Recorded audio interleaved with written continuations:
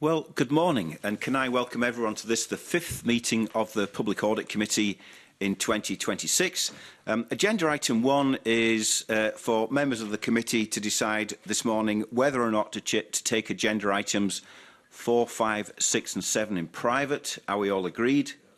We are agreed. Thank you very much.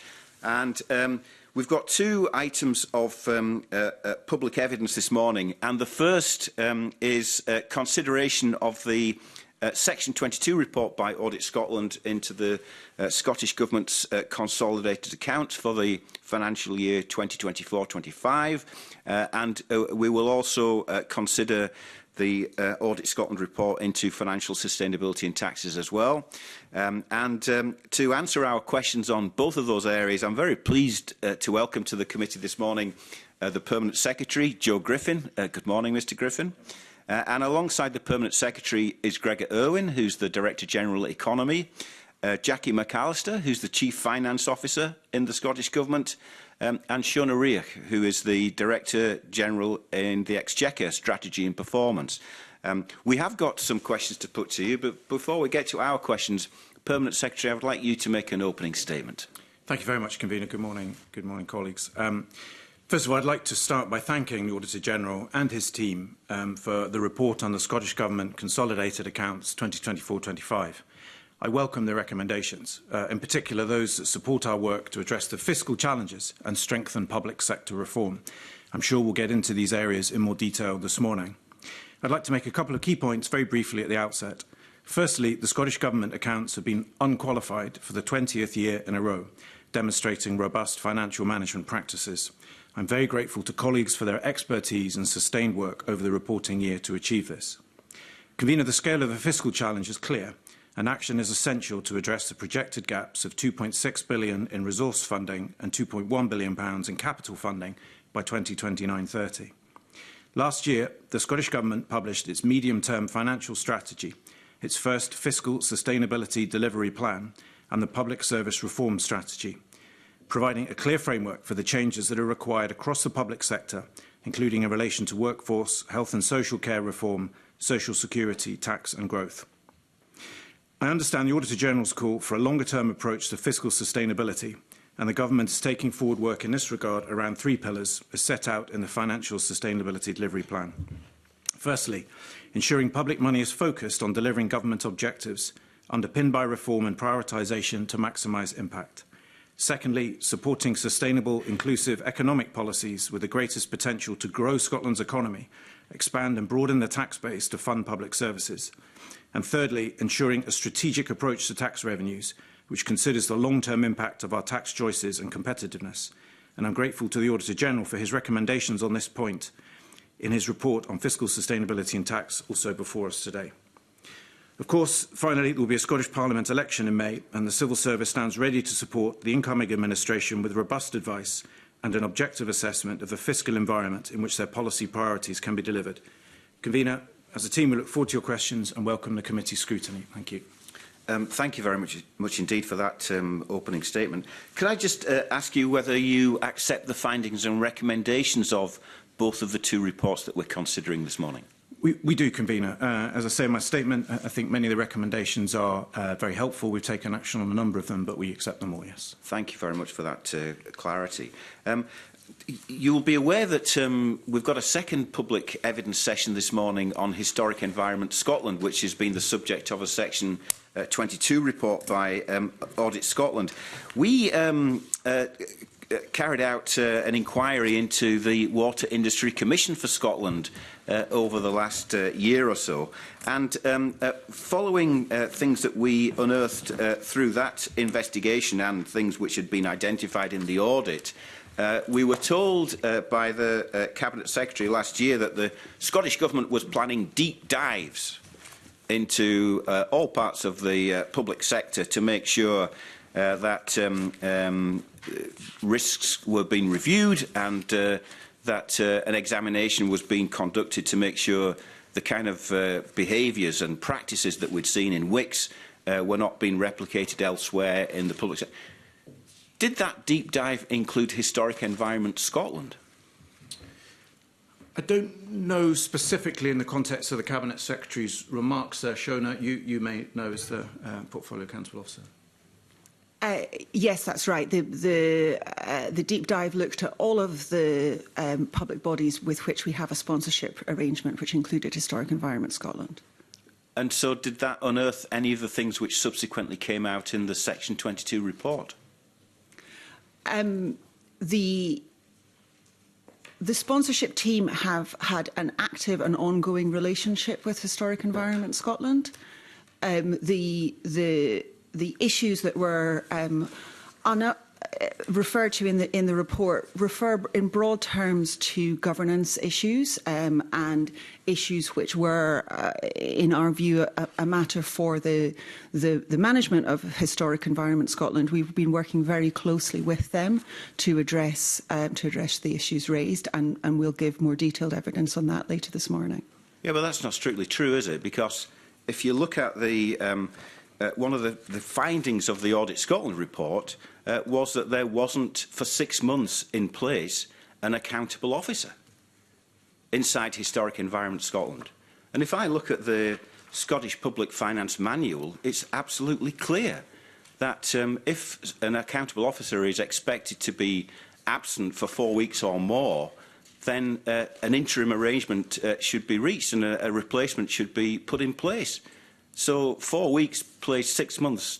That doesn't sound as though the sponsorship arrangement was working very well at all.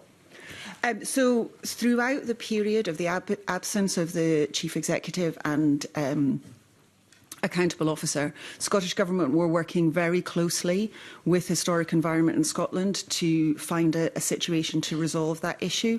We completely understand the seriousness of this and the seriousness of that having such an extended period without an accountable officer in post. There were some particular circumstances which proved very, very challenging. Throughout that period, Scottish Government's first preference was to have Ms Brown, the Chief Executive, back in post and acting as accountable officer. For the first 2 months of that period, Ms Brown was on sick leave. For the remaining 3.5 months of the period, she was in discussion with the board about returning. Repeatedly throughout that period, we believed that Ms Brown was about to be able to come back and to return to that role, and that was our first best preference. Because of the seriousness with which we took this matter, we were also working in close partnership with the Board of Historic Environment Scotland to look at options for an interim accountable officer. Unfortunately, there was not anybody within the organisation who was able to take on that role, as would be normal practice. We also worked with the board to look at options for appointing an interim Chief Executive Officer. Scottish Government provided them with the names of 3 possible candidates for that role. The board then came back to us with an alternative candidate who we interviewed and said we would be happy to take on that role. Unfortunately, that did not happen, and we're very pleased that Ms Brown is now back. Yeah, it's a very long answer, but when I look at the Scottish Public Finance Manual, it's crystal clear. It says that to the accountable officer, under a heading, absence of accountable officer, it says, and if an accountable officer is expected to be absent for longer than 4 weeks, then the principal accountable officer, that's you, Mr Griffin, isn't it, should be notified, and action should be taken to appoint an interim replacement. So I get if somebody was off for 4 weeks, 5 weeks, 6 weeks, there might be some bridging arrangement. But if they're off for 6 months, that means an organisation which is responsible for 1,600 members of staff, a turnover of public money, doesn't have an accountable officer. I absolutely understand the point, Convener. I think the answer that Shona has given really sets out the attempts that the team were making to ensure that an accountable officer was appointed by the board. And I won't repeat what Shona has said, but that sets out both the efforts that were made and the constraints that were present at each turn which prevented them from being able to do that. So there was no shortage of effort on our behalf. There are just a number of pretty extraordinary constraints including the point that it was unpredictable at which point the Chief Executive returned to work, which is by far the best outcome if you have a stable Chief Executive operating as accountable officer. But what's also extraordinary here is that all this was happening at the same time as the Water Industry Commission for Scotland was the subject of Section 22 audit reports, which showed some of the similar characteristics which later have emerged as being present in Historic Environment Scotland, around travel expenses, around the use of credit cards. I mean, don't you think that that really ought to have been identified as a problem, given the Scottish Government was aware of the exposure by Audit Scotland and by the Public Audit Committee of this Parliament about what was going on at Wicks? Why wasn't the same application made in looking at what was going on in Historic Environment Scotland? I think the sponsor team were looking at what was happening in Historic Environment Scotland. There were a number of interventions that they made which were able to avoid decisions being taken that we don't think would have been correct. For example, an exercise to rebrand Historic Environment Scotland at a cost that we didn't think was justified. They were in close contact, as Shona has said. They did intervene on a number of matters. I think all reasonable efforts were made to try and appoint an accountable officer during the period in question. So I think the sensitisation that you're seeing from Wicks was there. In terms of the isolated incidents that have now emerged, I think there has to also be a responsibility clearly for the board, for the executives, for the individual themselves. And of course, the Scottish Government sponsor team needs to take all possible steps it can to intervene. It did in a number of areas. But honestly, I think that sensitisation was there from Wicks, and I think the team did everything that they could. There were some incidents that it wasn't possible to intervene and stop ultimately. I mean, do you think, Permanent Secretary, the sponsorship arrangements are fit for purpose? Yes, I do.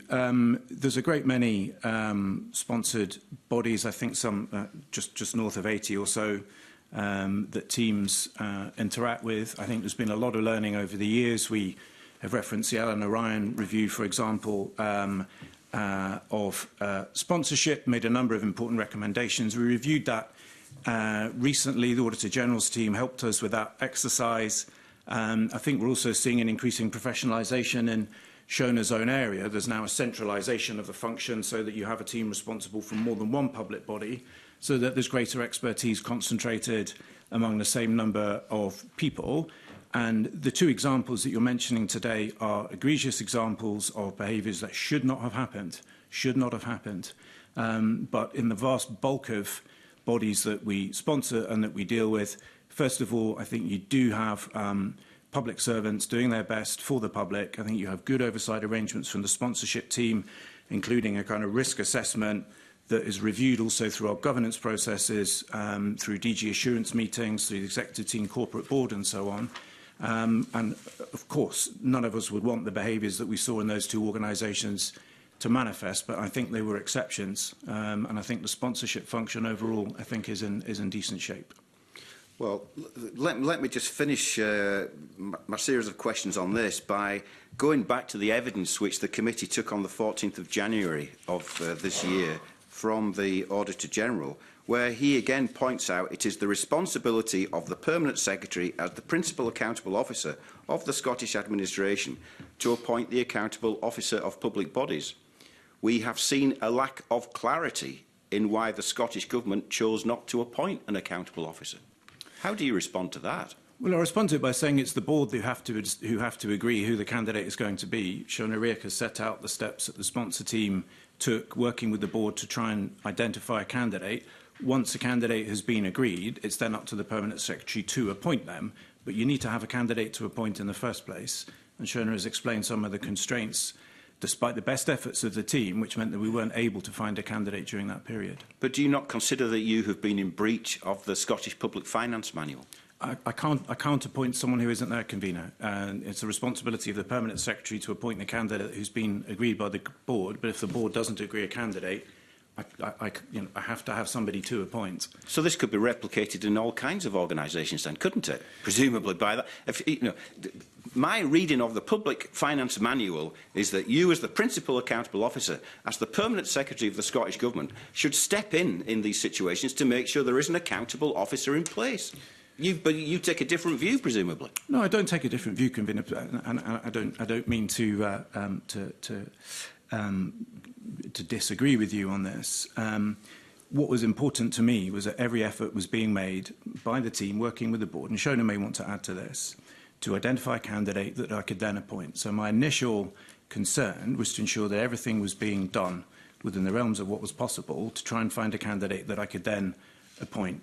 For as long as that doesn't happen, it just isn't possible for me to appoint somebody. We need to have a candidate. But Shona, you may want to add a bit more. I mean, just to clarify, it is set out in legislation and in the manual that the accountable officer should be an employee of HES. Because there was not a permanent finance director in place, and because a number of the senior members of the team were also subject to investigations into their behaviour, as you would expect, given some of the press reporting that we've seen. It was not appropriate to appoint those people as accountable officer. Therefore, our only options were to look at getting the CEO back into her role as quickly as possible, or, as the Permanent Secretary has said, to appoint an interim CEO, which we had to work with the board on, and we're working very closely with the board to try and make that happen. Okay, but we've seen as a public audit committee and lots of other organisations where the CEO is no longer in post. That I mean, Ferguson Marine, Mr. Irwin, we saw examples where in Ferguson Marine the CEO wasn't the accountable officer. The other people were designated that role. So it doesn't need to be the CEO, and presumably if the CEO is off, then there should be someone else in the organisation who could be appointed to that post. I'm going to move us on, and I'm going to move us on to the GFG Alliance, because we are, as a committee, going to be taking evidence in the next few weeks from representatives of the GFG Alliance, because there's been a long-standing concern at this committee about the risk which the Scottish Government is exposed to by its arrangements with the GFG Alliance, which, just as a reminder, is a company facing litigation from Companies House for failing to lodge accounts, is facing investigation by the Serious Fraud Office for fraudulent trading, money laundering and suspected fraud, whose auditors have walked out. I mean, we read just this week that Liberty Steel, which is part of the GFG group, which operates the DL plate mill in Motherwell, is not securing MOD orders because of cash flow issues. What do you understand the level of risk being in your arrangements with the GFG Alliance? So I'll bring in Gregor Owen, if I may, to make some comments specifically to that question, Convener. I think ministers have set clear economic and social objectives in regards the plant at Lochaber. And as you rightly say, we're then into the business of effective risk management. We have to deal with the situation as we find it. We draw heavily on expert advice. And I think we have a good process for the management of securities that are set out against the guarantees. And as I say, ongoing advice from special advisors who keep us well informed. But Gregor, you'll be able to give more on that. Convener, as I'm sure you're aware, our intervention in Lochaber dates back to 2016. At that time, Rio Tinto sold the Lochaber businesses to GFG Alliance. It was our judgment at the time that there was a severe risk that the aluminium smelter would have closed at that point, and it was on that basis that the Scottish Government, with the approval of the Finance Committee of the Parliament, provided a guarantee in order to sustain the aluminium smelter in business at that time. Now, we did that to protect jobs. That intervention has been successful in meeting its economic objectives. The smelter continues to operate successfully. Over 200 people are employed directly by the smelter. They've taken on a number of apprentices in recent years. Hundreds more people are employed in the supply chain, and this is in a part of the country where those type of jobs are in relative short supply. Now, you're right. Of course, if you provide a guarantee, that involves risk, and we have a comprehensive approach to managing our interests at Lochaber. We monitor the activities of the business very closely. We receive quarterly cash flow updates analysed by external commercial advisors. We maintain a comprehensive suite of securities to protect our interests should the guarantee be called. But the guarantee has met its economic objectives. We have not paid out any money from that guarantee. We've received fee payments from GFG in return for the guarantee, and we continue to monitor what GFG does as a business and to ensure that our interests are well protected. But don't you accept the Auditor General's view that it is a significant gap that this company has not lodged accounts, doesn't have auditors, and is under investigation by the Serious Fraud Office? I mean, are you seriously suggesting this is the kind of company that you want to be dealing with? So you're right. GFG has been unable to ensure that its accounts are audited. We've been very clear in our dealings with GFG that they have a responsibility to ensure that they lodge properly audited accounts with Company House. But they haven't, Mr Irwin, have they? Well, that's the responsibility. For years. That's the responsibility of GFG directors. We cannot force them to do that. We have made our position very clear on that, and we absolutely expect that they should lodge those audited accounts. It is our understanding that auditors have now been engaged for the Lochaber entities, and that work is underway. But we will wait and see what actually happens. We want to see those audited accounts lodged at Companies House. But the Scottish Government is not responsible for compliance under the relevant legislation. That responsibility lies elsewhere. You're also right. So in 2021, the SFO did launch a number of investigations, serious allegations being made. That was in 2021, 5 years after that government intervention, which saved the Lochaber smelter from going out of business. Sometimes you don't get to choose who you do business with. We're in a position where we have to work with GFG. We do that with open eyes. We use external advisors to test everything that we hear from GFG as a business. And as I've said, we take a robust approach to ensuring that our interests are well protected. And that includes through the approach that we take to managing that suite of securities. That includes not just the smelter, but the hydro, the estates itself. There's a comprehensive land holding there as well. And we take a very serious approach to managing our interests there. OK, as I say, we've got a session with representatives from the GFG Alliance coming up, and if you've got any of that advice that you get that you can share with this committee, that would be very useful in advance of that. But in the interest of time, I'm going to move on and invite Graham Simpson to put some questions to you. Graham. Yeah, thanks very much, Convener. If I can just take a step back to where the Convener started, and he was asking about Wicks and Historic Environment Scotland. Now, it's fair to say that both of these organisations had a somewhat cavalier approach to spending our money. And I recall vividly when we were looking at Wicks, and we had a number of sessions on Wicks, and we were assured by the government there was nothing else out there, nothing else to find. We've had a look. Nobody else is operating in this manner. And yet there was. Historic Environment Scotland, and I know we'll come on to ask about that later.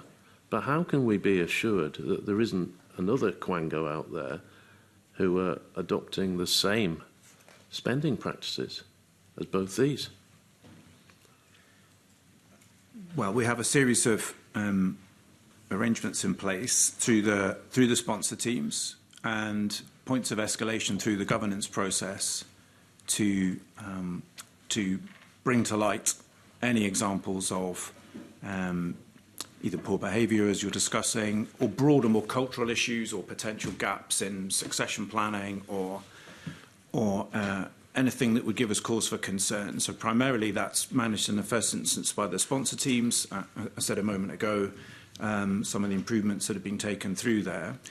There are then points of escalation that go through the Director General Assurance meetings, which are attended both by the non-executives and by representatives of Audit Scotland. The executive team also is able to respond to any emerging matters of concern. We can escalate things through to the corporate board as well. And then on a bilateral basis, in the monthly meetings that I have with my DG colleagues, there is a set piece item where we review any points of concern around public bodies. I also talked about the increasing professionalisation that we're investing in. So I think there's an awful lot, which means that for the majority of public bodies, the vast majority of public bodies, things are as they should be, and also there's a well-informed element to be able to assess risk. And I'm absolutely not here for a moment to say anything other than what happened at Wicks and what happened with Hez was wrong, should not have happened. What I have to look at are the arrangements that we have in place to try and unearth anything like that in short order earlier on to prevent it from escalating. And I think that is in, as I said, a decent position. We always want to keep improving. We always want to learn lessons. We will learn lessons from Hez as well. But I think that the function as a whole is moving in the right direction. But have you improved the way you monitor these organisations? Because the practices were uncovered not by you, but by the Auditor General in two reports. There are a number of... That's the fact of the matter. Well, there are a number of things that we did unearth ourselves as well. I referred to the rebranding exercise earlier on. There are other matters where the team stepped in. Some of the specific incidences that are referred to, you're right, either emerged through the Auditor General's report or in some cases in the media. We're talking about the behaviour of certain individuals in some cases. But did we have concerns about the culture of the organisation in which some of those individual behaviours could take place? Yes, we did, and we engaged on that. One of the reasons that the chief executive that we were seeking with the appointment at the time of Cat Brown was so important was precisely because we realised there needed to be a stronger executive grip on the culture of that organisation, and we believed at the time that we had found the right candidate in Cat Brown, who I understand you'll be hearing from later on in that next session as well. So I think in summary, an awful lot of things were not all. Some individual examples of behaviour by individual people then emerged, but I think we were aware of the general culture and doing our best to try and respond to that. Okay. I'm not going to dwell on this because there's a lot more to get through. I now want to turn to Ferguson Marine. That might be Mr. Irwin that answers these, but that's up to you, Permanent Secretary. Mr. Simpson. So we've just learned that the cost of the Glen Rosa has risen again by another £12.5 million.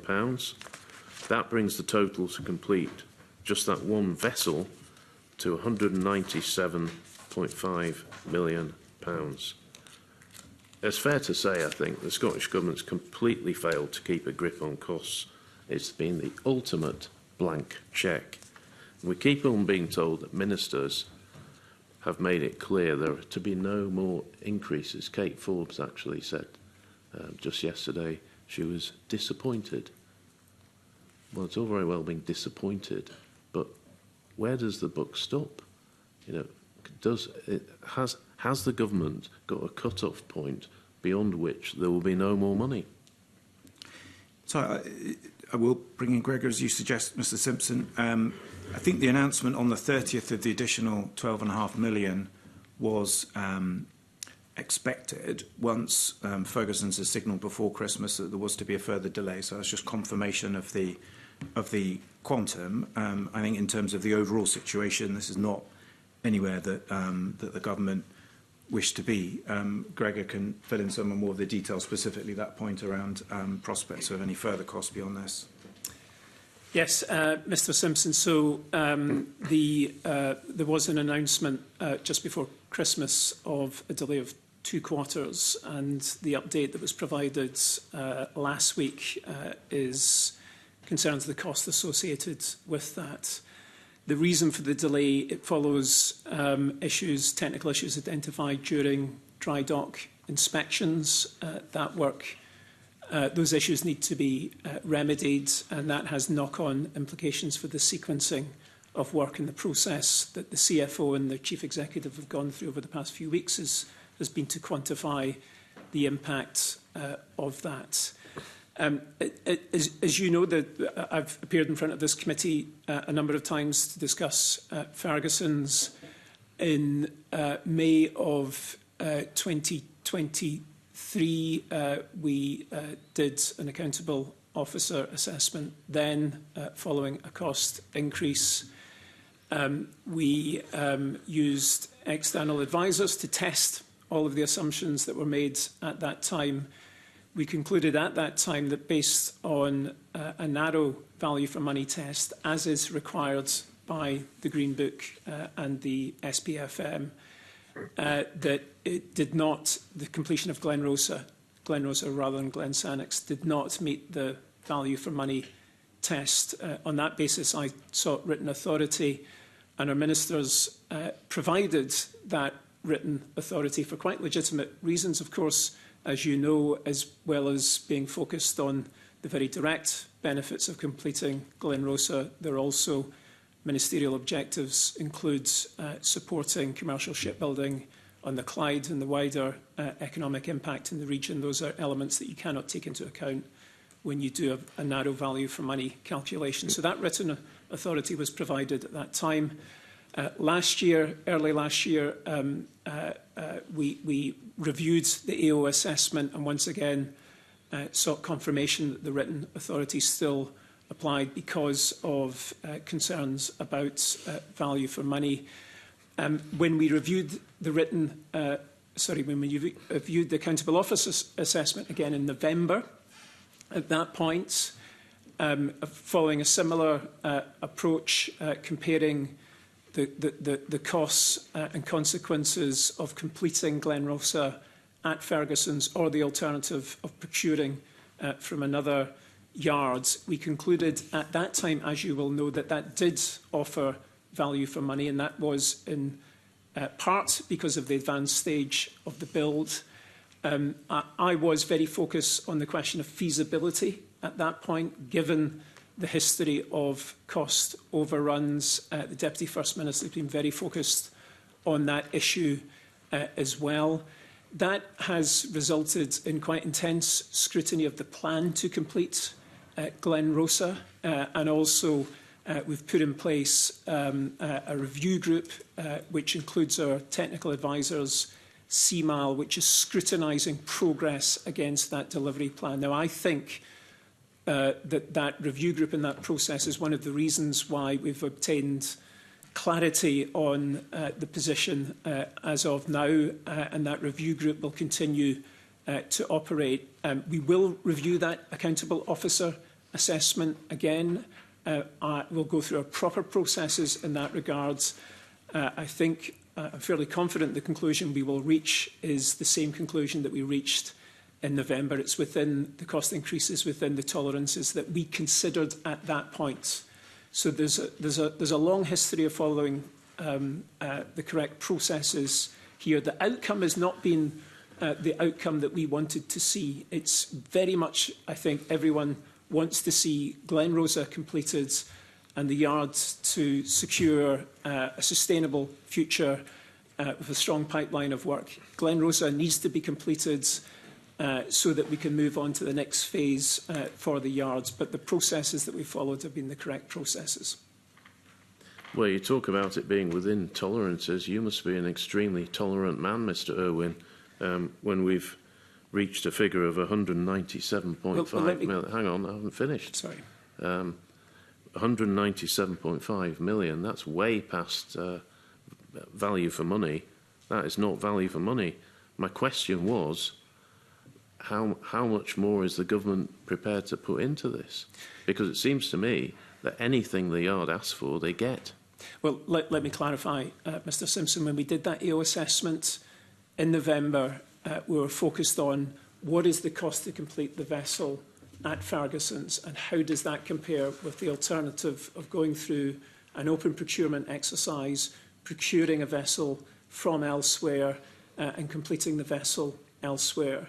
Now, based on that assessment, it was quite clear that the value for money option was to continue the build at Ferguson's. Now, we of course wanted to take a cautious approach in that assessment, so we actually considered two scenarios. The second scenario, I can tell you, was what would the calculation look like if there was a 6-month delay. So we actually costed and considered that scenario. That is the scenario that is now materialised. We did not foresee that happening at that time, but we wanted to build in a robustness check into that value for money assessment, and still on the basis of that second scenario with a further 6-month delay, the conclusion was that it did still offer value for money, and that was subject to proper external due diligence and testing by external commercial advisors, and they support the report they provided supported that conclusion. But I do understand this. I mean, I understand you're so far down the road that you feel you need to just finish the vessel. But my question was, I mean, have you said to the yard there is to be no more increases? Because I go back to my original point, anything they ask for, they get. And they know that. Now, we're the Public Audit Committee, so we've got to have an eye on these things. So do you. Of course. You know, because if they've just asked for another £12.5 million, that's got to come from somewhere. So somewhere else in the Scottish budget we'll be losing out because we're pouring money into this vessel. Acutely aware of that, Mr. Simpson. That is fully understood. Again, let me just explain the process that we've gone through over the past 9 months or so, and this is really with Graham Thompson coming in as CEO. We have wanted to ensure that that plan for the completion of Glenrosa is as robust as it can be. So we have been quite demanding in our role, and we provide oversight. We are not either executives or the boards which provides the immediate oversight of the yards.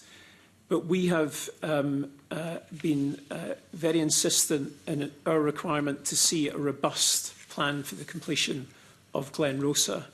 That took some time to get into place after Graham Thompson was appointed and following the focus that had been on the completion of Glen Sannox. And again, let me repeat, we use CMAL as our independent technical advisors, so we ensure that the right expertise is in place to test what we hear from the yards. In addition to that, we've put in place, and it was the Deputy First Minister that insisted that this happened, and from my perspective as an accountable officer, it's important, regular reviews of progress against that plan.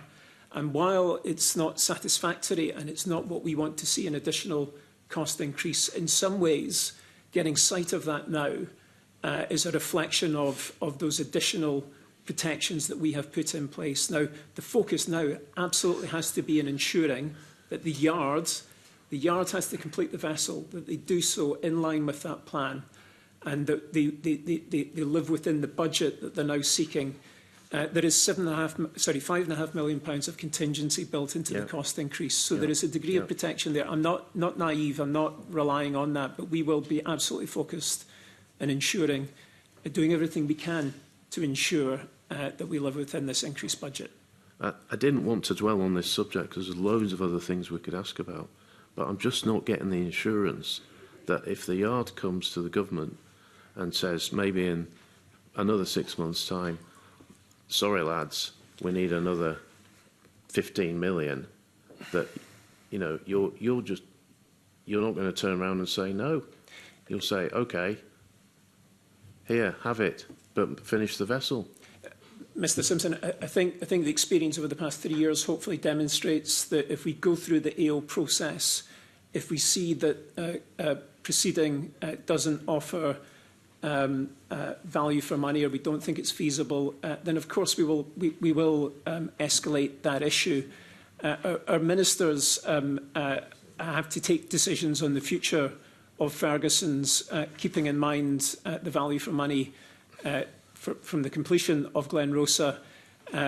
also the wider economic impact, also the question of the sustainability in the future of the yards, which I've only ever heard support for that in this committee room. Okay, well, I'm going to move on if that's okay, convener. I think I could spend all day asking the same question and getting the same answer.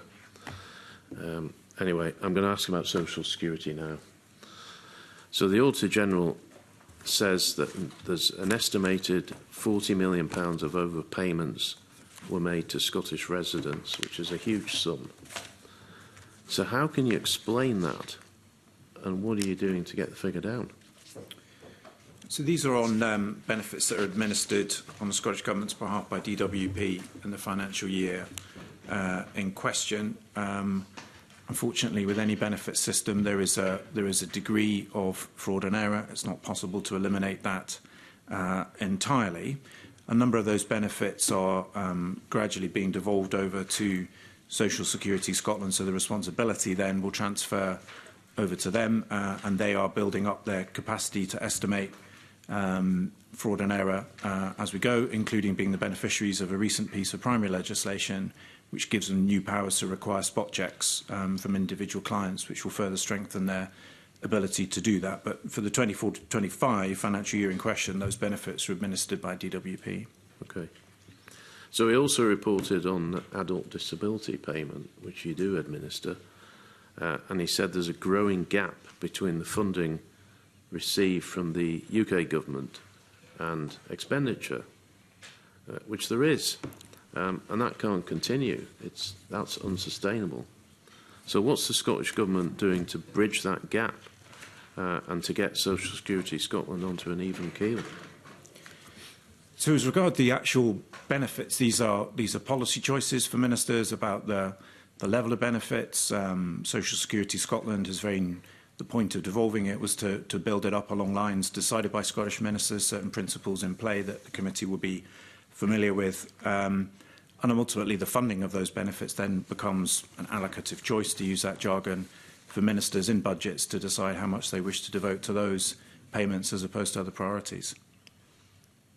Well, you haven't really answered the question. There's a gap. Forgive me, I didn't intend to. So there is a gap between what you receive and what you spend, and that's getting bigger. So that can't continue, can it? Well, as I say, if the basis on which ministers choose to fund those budgets is a matter for the budget ultimately, if there's a certain amount of money coming from Westminster through the block grant, then clearly that contributes to all that. If ministers wish to proceed on a different basis, they'll need to fund the difference themselves. I get it's a ministerial decision, yeah. But I'm asking you, is there a plan to close that gap? No. Well, not in those terms. I suppose I'm trying to understand it so much. That's no. Well, I'm really trying hard to answer your question. So money isn't really hypothecated. I mean, money flows through as you know, Mr. Simpson, flows through the block grant and through the Barnett formula. Then it's up to this Parliament to make decisions about the budget, about how it's distributed. And over the period, the analysis about gaps in public spending have been set out in the medium-term financial strategy. I rehearsed some of that in my opening statement, and there is a series of measures to respond to that. But there isn't an individual plan within the social security budget to bridge that, if that's what you're getting at. That's what I was getting at. Okay. And that's not your fault. Right? There are ministerial decisions. You're there to carry them out. I'm not trying to catch you out. I think Mr. Fitzpatrick wants to come in on this. Yeah, by all means, Joe. Yeah. So thanks very much. I'm slightly concerned about the line of questioning. Obviously, the Parliament makes a decision. Obviously, government ministers bring forward the budgets, but the Parliament made a decision way back when Social Security Scotland was first brought forward as an idea, and the Parliament decided that we wanted a social security system which was based on fairness and values that respected people as individuals. And at that point, when it was going through the Parliament, the decision was made that it was how we made sure that people who required those benefits, particularly disability benefit, would be able to get that. Do you think that we're managing to achieve that, to actually achieve the aspiration of folk who require the disability benefit are able to get it? And perhaps there is a gap because in the rest of the UK, people who require those benefits are not able to get the benefits that they require. I think, Convener, I'm being drawn slightly into a policy commentary, which I'm a little uncomfortable with. So if you'll forgive me, I might plead. I think Mr Fitzpatrick has put his view on the record, and so that's. I think that will suffice, Permanent Secretary. And I think Graham Simpson's got a final question before I bring in the Deputy Convener. Yes, thank you, Convener. So I'll just ask about one more thing. There was. This is about agency staff, and there was a specific case identified where a previous employee was engaged through an agency, part-time, for 4 months, at a cost of £85,612. That was then subject to 2 further direct awards. It extended the appointment to 10 months, so the total cost ended up being £220,689. It was a technical role. It was related to the closure of the European Structural and Investment Funds. And apparently there was a value for money case made. But that's an extraordinary sum to take on somebody from an agency. How can we be assured that this kind of thing isn't going to happen again and these kind of figures aren't going to be spent? Thank you, Mr Simpson, and I may bring in Jackie McAllister for any additional comments. I think this was an exceptional set of circumstances. This was around the closure of the European structural funds that followed the United Kingdom's exit from the European Union, and there was a need for this work to be carried out to a high degree of accuracy with technical input to avoid the potential for fines being levied, which, as I understand it, could have amounted to anything up to £30 million. So the decision was taken to engage this agency worker at the correct level. So at a director level, that was the level at which the sign-off needed to be made, and they assessed the potential for things going wrong along those lines with the ability of this person to provide that service. It was also a point where these skills were in a lot of demand.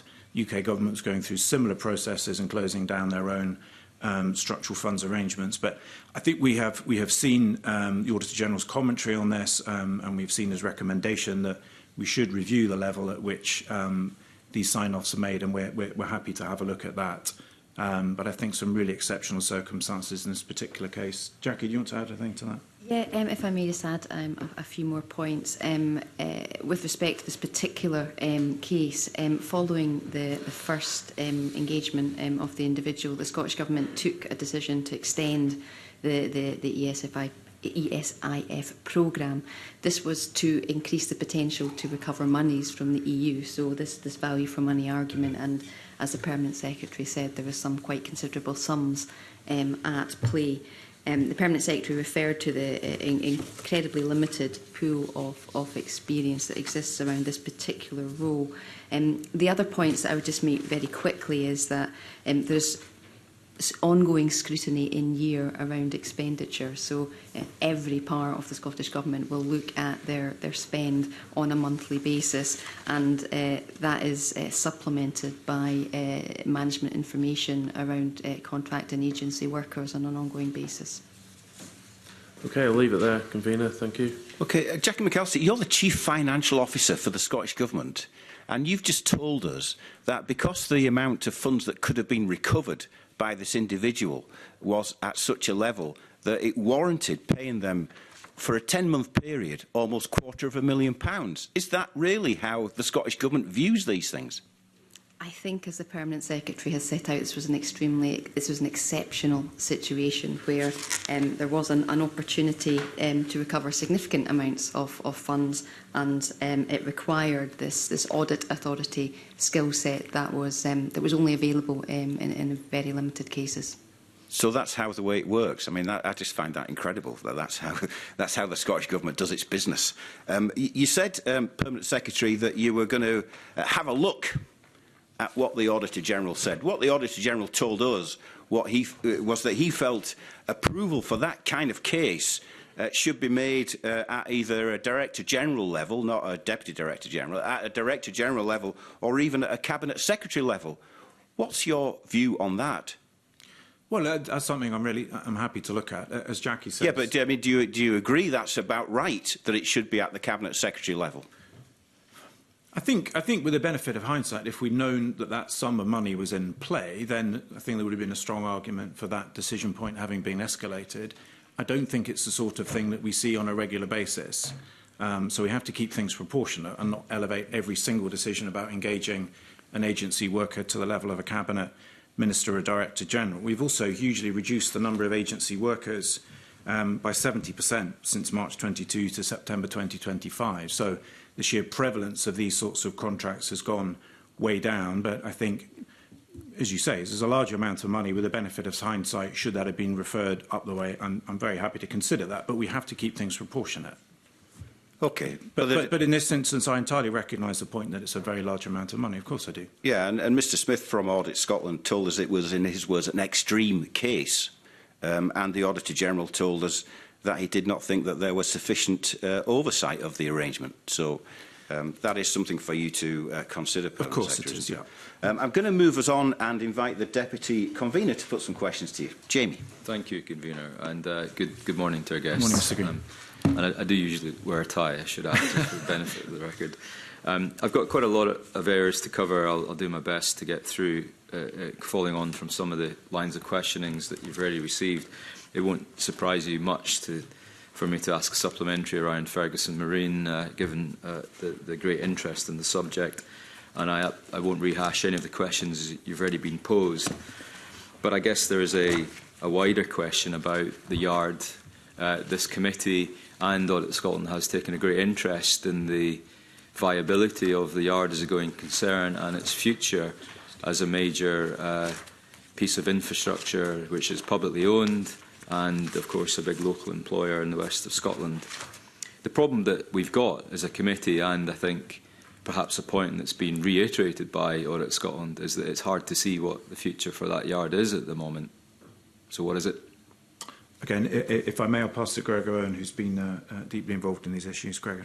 But Mr Green, our ministers, as are people on this committee, deeply committed to securing sustainable future for the yards. There are a number of pieces of work that need to come together to ensure that we are able to do precisely that. It starts with the business strategy that's been developed by the yard itself. The business strategy is focused on identifying the target markets for a yard like Ferguson's and the position that it is in just now. That work in the business plan has been supported by good external advice from commercial advisors. We are confident this is a buoyant sector for various reasons that I'm sure you'll understand. It is a buoyant sector, and we have identified good target markets for Ferguson Marine. The yard has done that based on that advice. The yard's in the process of developing a business plan which requires them to identify credibly line of sight to revenues linked to those target markets, and with that a credible plan for delivering vessels and the costs associated with that, so that is a really solid business plan. You will be aware the question of direct award has come up repeatedly. Our ministers do consider on a case-by-case basis the appropriateness of direct awards. The framework for making direct awards is very significantly legally constrained. There is both procurement law and subsidy control law. We need to operate within those frameworks. It's a highly competitive sector, so we need to ensure that any decisions that our ministers take there, that they are legally robust. It is not in the interest of the yards to take decisions which then cannot be followed through on if they're subject to legal challenge. So we are currently in the process of assessing the case for direct award for a range of vessels, and will confirm conclusions in due course in that regard. But that is, there's a number of pieces of work that needs to come together there in order to ensure that that happens. But all partners are working together to do just that. Would it not help if the Scottish Government gave the yard some contracts? Well, that's the question of direct awards. There are two ways in which you win business. One is either through open procurement or through direct awards. That is legally complex. There are restrictions in terms of procurement law for the basis upon which you can make direct awards. That may require structural changes. Essentially, the requirement is that you satisfy what's called the TECL compliance condition, which requires that the body making the direct award needs to have sufficient control over the entity that is receiving the direct awards. Which it does. I mean, the TECL issue has been around since I sat in the Rural Economy Committee 8 years ago. Indeed. So it's not a new issue, nor was it unsurmountable at the time, yet the yard has been overlooked on numerous occasions for contracts. So I don't understand how this has taken a decade to get to the bottom of. Indeed, but it does depend on the vessel that is actually being procured. There's more than there are a range of potential vessels that could be subject to direct awards, and the approach that would be required in order to be TECL compliant is in part dependent on the vessel. In addition to that, it's essential that we comply with subsidy control rules. And there are two elements here which are important. As I'm sure you're aware, we've got a long-standing commitment to invest in the yard. That's absolutely essential in order to improve productivity and bring down costs. We've made a number of small investments already, but complying, we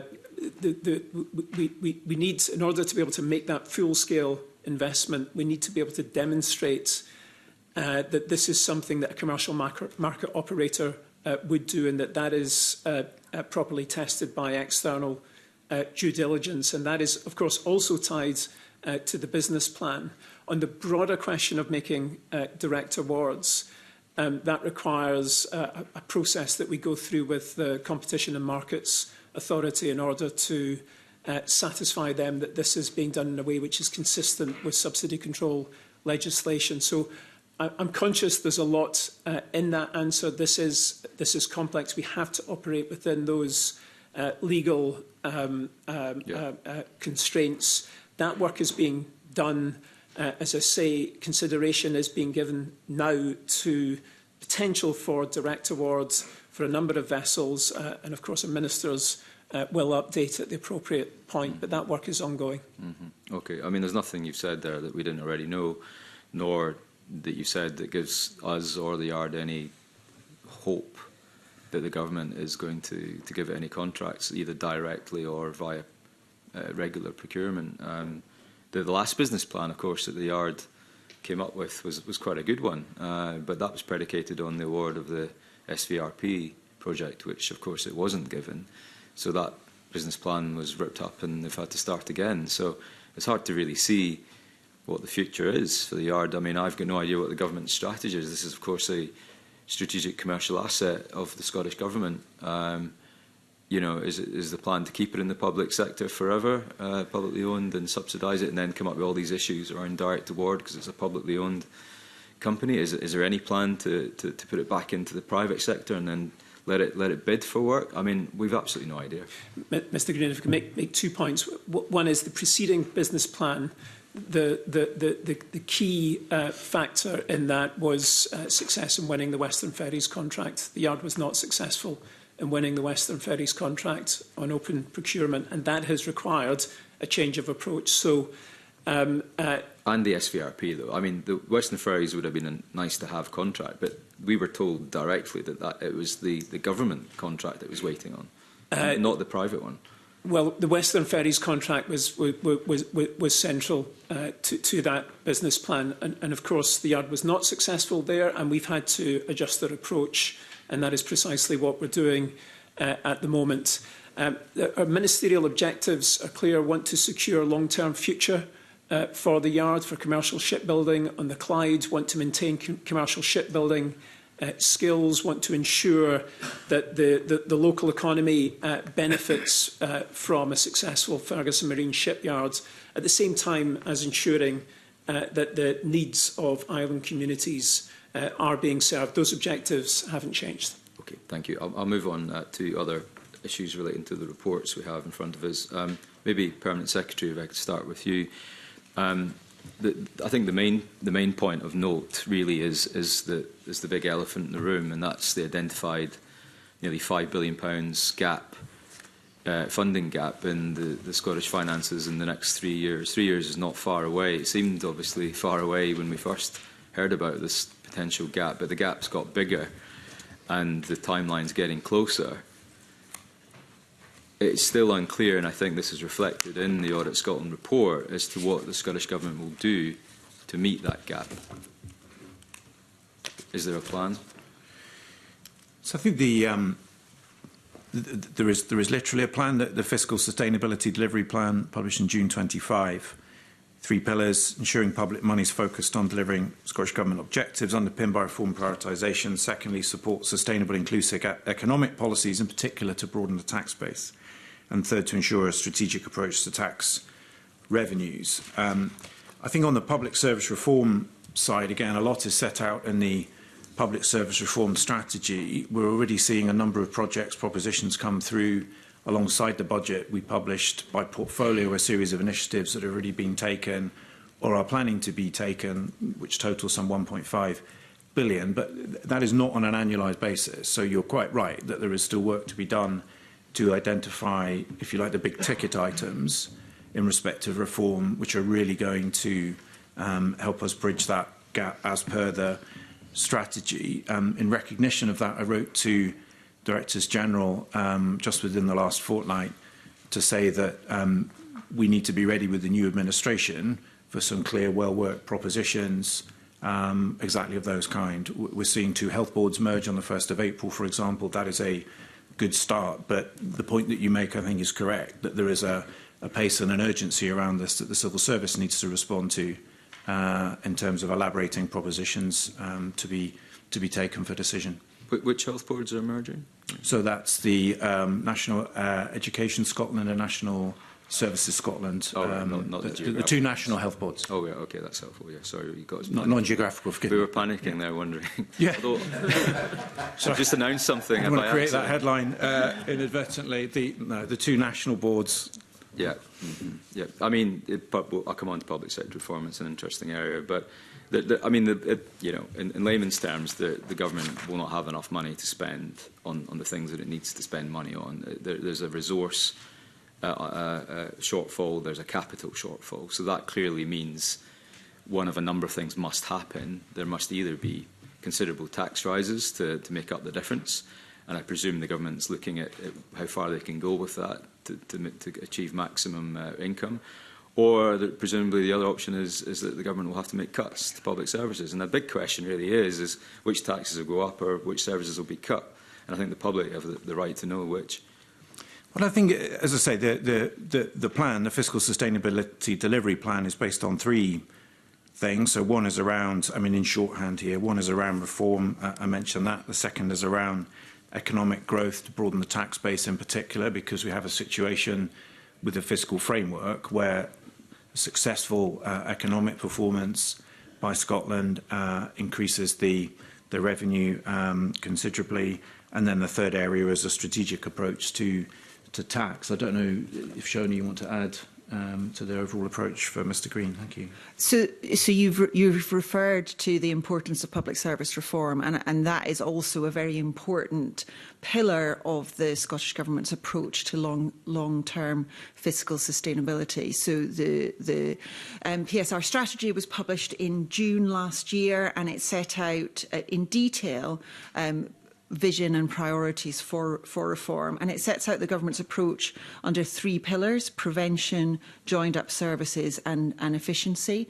Making progress in each of those 3 areas will contribute to securing the long-term financial sustainability of public services. And the PSR strategy is very much built around an ethos of fundamental reform to ensure that we continue to provide excellent public services for the people of Scotland while doing it in a more efficient and cost-effective way. So how many public sector jobs is the government likely to cut in the next 3 years to meet reform objectives? So ministers have set out... Is there a target, perhaps? Yeah, the Cabinet Secretary in the Fiscal Sustainability Delivery Plan has talked about a managed downward workforce trajectory of 0.5% on average per annum over the next 5 years, providing savings growing from 0.1 billion to 0.7 billion to ensure public services are sustainable over the medium term. There's a particular emphasis on, if you like, back office roles, so for the Scottish Government core function, the reductions that we need to manage as well. But I think given that an awful lot of cost in the public sector relates to pay, there will need to be downsizing of those workforces, yes. So what we're looking at, 0.5%, how many people is that per year the government's going to lose? And when you say back office, I mean, are you talking about, presumably you're not talking about nurses, teachers, fire, Correct. police officers, or are we talking about those roles? Well, I think there is a particular emphasis. So, again, the PSR strategy talks about a £1 billion target to reduce annualised Scottish Government and public body corporate costs over 5 years. So these are savings to corporate functions, HR, estates and so on. But as ministers have set out, the idea is to protect frontline staff. So the emphasis is very much on those sort of back office roles. How many people work in the Scottish Civil Service? So in the core Scottish Government Civil Service, I think the latest published figure, which I'm struggling to find in my pack, is approximately 8,573. Second, Jack? 8,873. 8,873, thank you. And do you plan to make cuts yourself? We will need to reduce that size by some 20% over the course of the next 5 years. That's bad news for your staff, isn't it? 20% is a lot of people. We're approaching that through natural attrition. There's a commitment to no compulsory redundancies as part of the pay deal. There are no plans for a voluntary scheme. So as things stand, there are no plans for anybody to leave who doesn't wish to leave. Okay. Tell me, looking at the consolidated accounts, 24-25, the Audit Scotland report has some statistics around underspend. £875 million resource underspend, £134 million capital underspend. That's over £1 billion underspend. At the same time as many public services are seeing quite heavy workloads and tight budgets, and indeed some services have been cut, some capital projects have been cancelled or paused. That doesn't make sense. Where's that? What happened to the £1 billion? Again, I'll bring in Jack in just a moment, but the overall underspend doesn't represent a loss of spending power to the government. So the billion includes non-cash elements like depreciation and ring-fenced annually managed expenditure, which can't be used on day-to-day costs or deposited in the Scotland Reserve. The outturn underspend of some 557 million, which we reported provisionally in June, reflects the sum that can be carried over. So that 557 was allocated as part of the 25-26 autumn budget revision published on the 25th of September, and that is money that can be spent on public services or other spending choices. Jackie, do you want to add anything?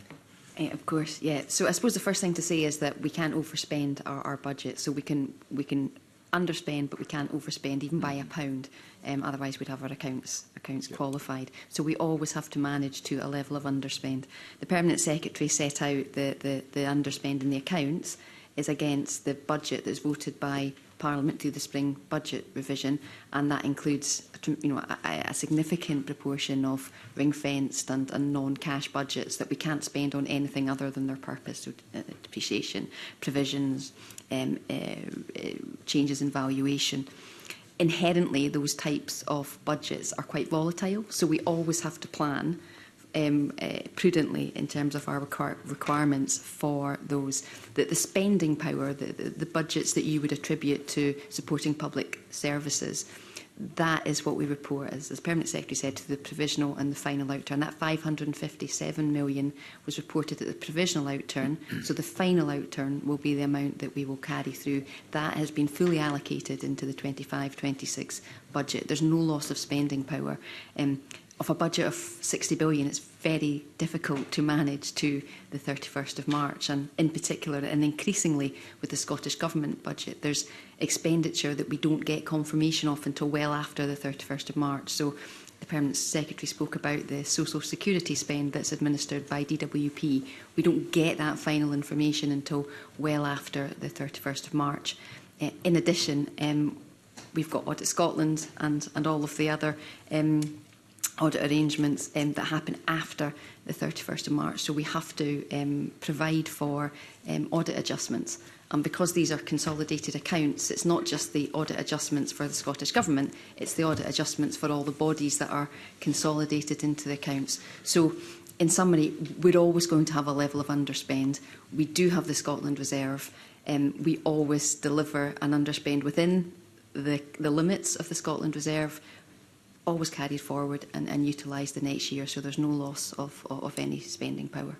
Okay, I mean, so it sounds roughly about half of it was able to be rolled over to the next financial year's budget and spent accordingly, and about half of it you couldn't due to the nature of it. Okay, I mean, that's helpful information. Thank you. And I appreciate the wider context as well, but I thought it was important to check that.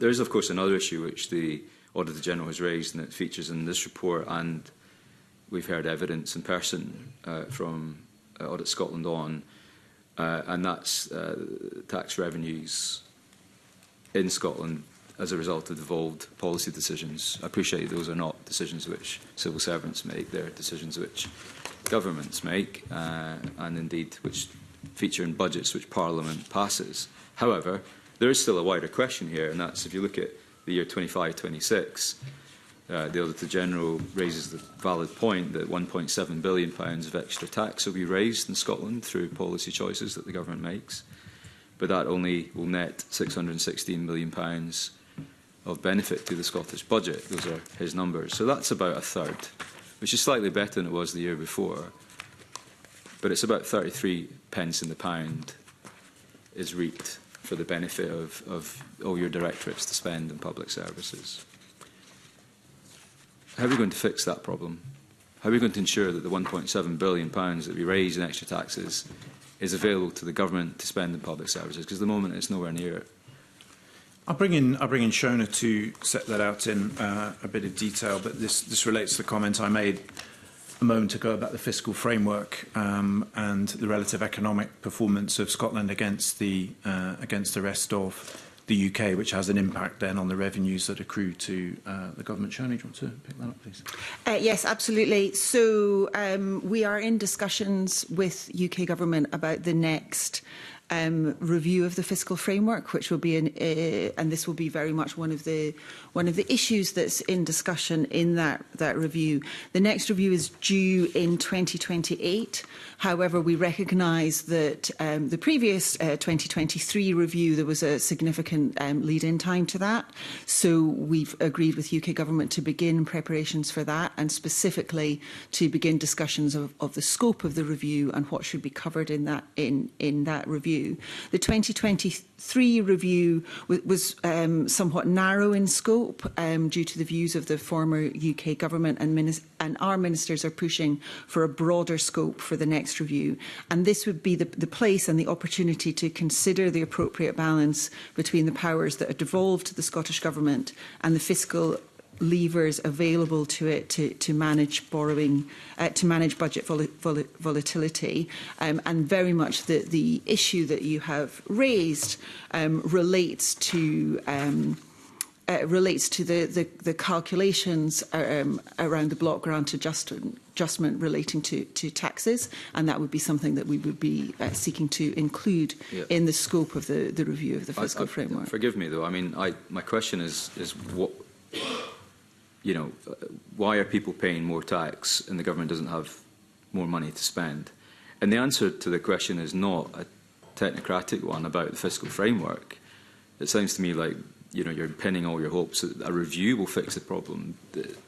Page 4 of the report makes it clear what the problem is. The relative performance of the tax base, such as growth in wages and employment in Scotland compared to the rest of the UK, is the main driver of these differences. That's the problem I'm looking for an answer. How are we going to fix that problem, not the fiscal framework?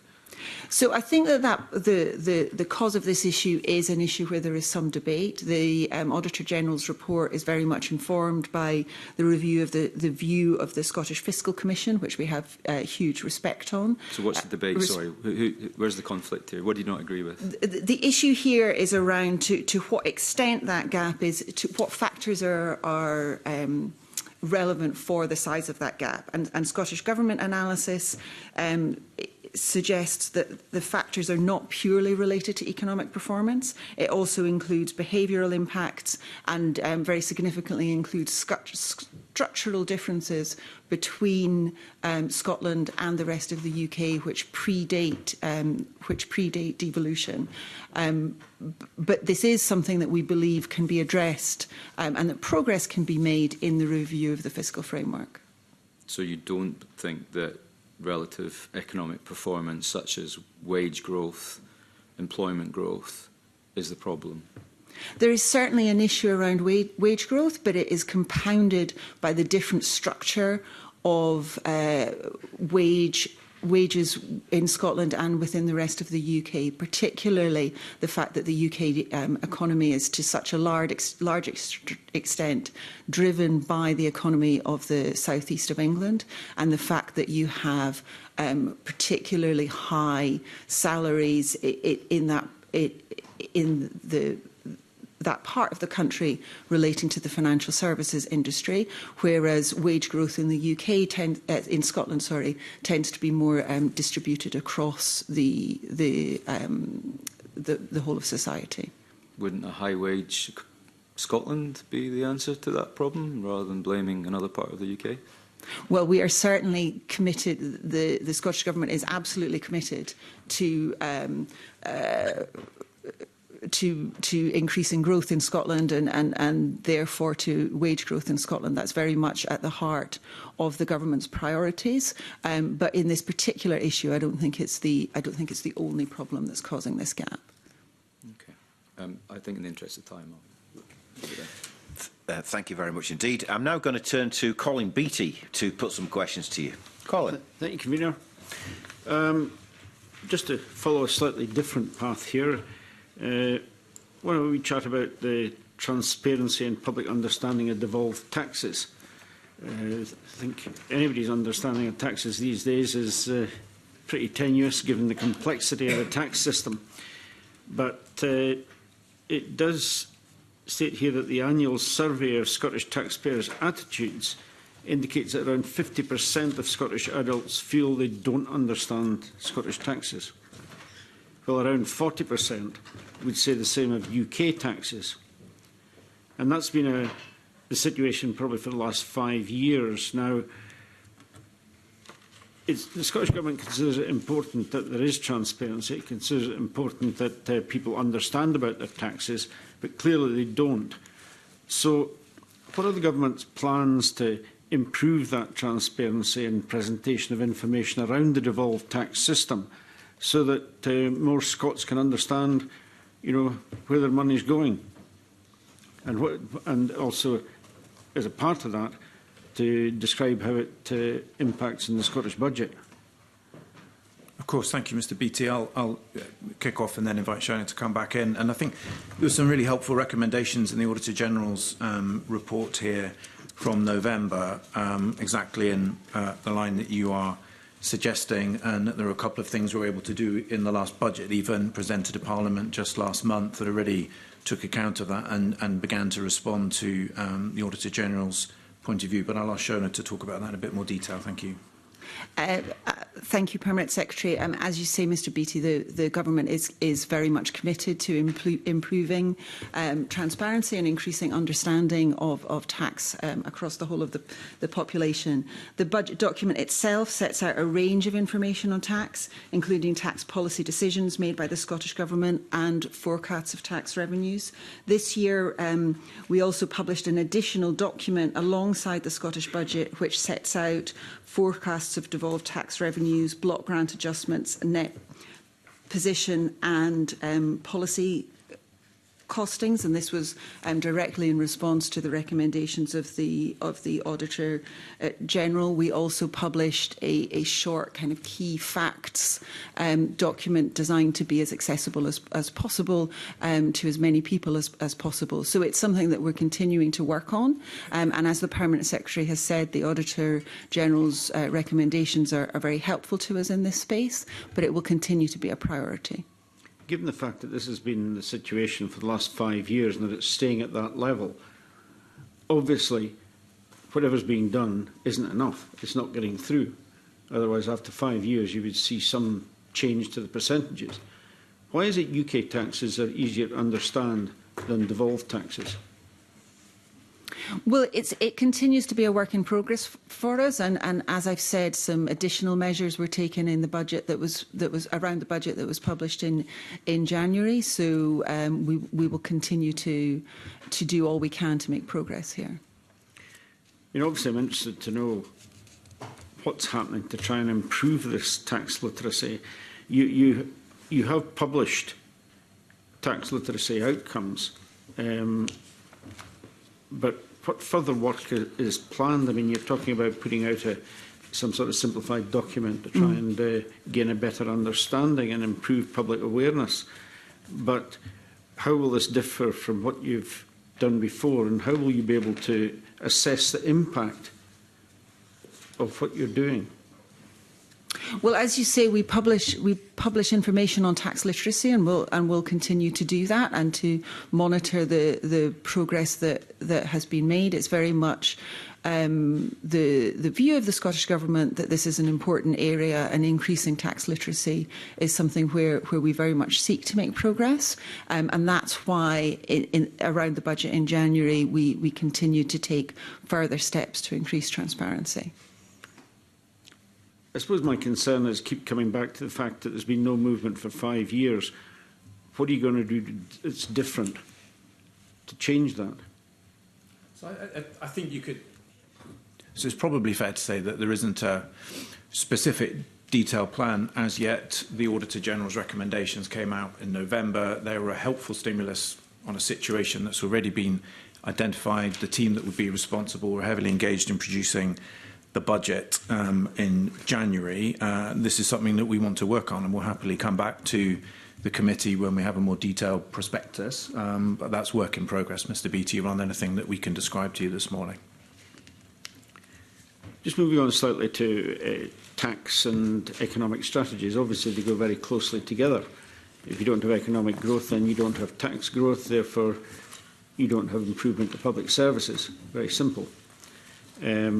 So it makes sense that these two strategies should be completely aligned. Now, what impact do you consider that the Scottish Government's economic strategy will have in strengthening the tax base to support that fiscal stability or sustainability that we're looking for over the medium term? So I might ask Gregor and Shona to do a bit of a double act on this one, if I may, Gregor, on the economy. Yeah, Mr. Beattie, just to pick up on some of the related questions that have been answered on this already. I think when you look at the data on GDP per capita, so that's an average across the population, the data on that suggests that over a reasonably long time period, Scotland compares a bit better than the rest of the UK, and I think that is an important reference point for considering Scotland's economic performance. It doesn't mean that there's not room to improve that performance, but it's an important reference point. The key to strengthening the tax base is obviously to build on that. Shona's already referenced the question of the distribution of income in the economy and how that compares differently from the rest of the UK, in part because of the London and the South East effects. So we need to be mindful of that. But to be blunt, what's good for growth is good for the tax base, and that is by and large the approach that we take. If you look at what's in the budget, there's a considerable investment through the enterprise agencies that's there to support growth through exports, but also to support investment. There's also funding through the Scottish National Investment Bank. That's there to support place-based growth, but also to invest in some of the most important scaling businesses in Scotland that will help drive up productivity. So again, that's relevant to this question of GDP per capita and the richness of the tax base. There are various other elements that I could point to, the work that we're doing through city and region deals, again, place-based, the work that we're doing seeking to strengthen regional economic partnerships. There's more that we can do there through regional economic partnerships to really improve productivity across the whole of Scotland, because we do see differences in productivity in Scotland. There are other programmes that we, where we can point to quite good progress having been made in recent years. I'd maybe point to some of the work we've done on employability and fair work. Now, they're important because they help bring people into employment, so it increases that employment rate, and the work we're doing in fair work, that helps to increase the terms and conditions that people receive while in employment, and we've seen good progress and good comparisons with the rest of the UK on the percentage of people that are paid the real living wage. Now, that work is really important, and it's relevant to this question of the tax base, and it helps to reduce the burden on public services as well. It doesn't get directly to that question of the distribution of income and how it compares with, say, the southeast of England and London, which is one of the factors that influences the overall tax position. But that linkage between the growth programme, the support that we provide through enterprise agencies and others, the imperative of raising the rate of investment. If you want to raise productivity, you have to raise the rate of investment, and we've seen progress in that regard in a number of areas. That's intimately linked to the question of the tax base, but obviously there's more progress to make there. Now, the report notes that there are developing relationships across tax and economy teams within the Scottish Government. That implies that it's not quite there yet. That implies there's a distance to go if they're just developing relationships. However successful that may be up to this point, why wasn't it done before? I mean, it's pretty basic. Tax and economy go together. They impact on each other. Well, indeed, Shona may want to pick up, and I think we work very closely together, to be honest. But of course, the fiscal framework has evolved over time. If you look at the approach, the methodology of the Scottish Fiscal Commission, for example, that has changed over time. We work very closely with Exchequer colleagues on this question of the linkage between growth and the tax base, and in other areas as well. But Shona, you might wish to pick up on that. I mean, just to very much agree with what Gregor is saying, the colleagues in Exchequer and colleagues in DG Economy work extremely close together, very much because of the very point that you raise about the central importance of the economy and economic growth to the tax base. How do you quantify the direct impact on tax revenues of any individual set of economic interventions? The report notes it's difficult, but there must be some way to do this, because otherwise, your fiscal policy is going to be a bit wobbly. I mean, it's something that we are in close dialogue with the Scottish Fiscal Commission about. The Scottish Fiscal Commission provide costings for all tax policies, and also have been increasing the work that they do, looking at the broader impacts of economic policy measures on the tax base. And are we satisfied with the outcomes of this? I mean, it is a difficult thing to measure, and I think we're very pleased that the Scottish Fiscal Commission are looking at this and are taking this work seriously. I think it is something where ministers believe that there's more work that could be done. I'm just concerned that there's any gap between the economic policies that are being developed and the tax policies that are being developed, because they are so interdependent. One impacts on the other. It's simple. And I'd like to know how we're going to move more strongly down the road to strengthen that alignment between the tax and the economic side. Because it seems to me, reading from the report and indeed from some of the responses you're giving now, that it's not quite as tight a relationship as it should be.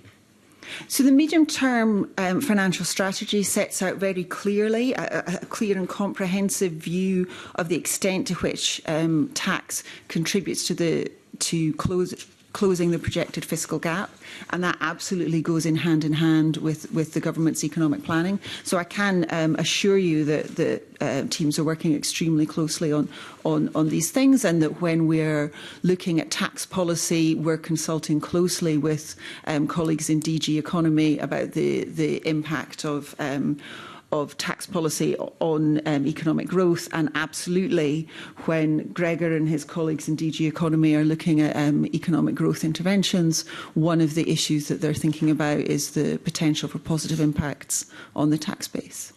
Mr. Beattie, if I can just add, we have been exploring with the SFC and with the Exchequer colleagues a more formal methodology for doing just that, for scoring the growth impacts of economic policies. That remains a work in progress. That is, of course, ultimately a choice for the SFC.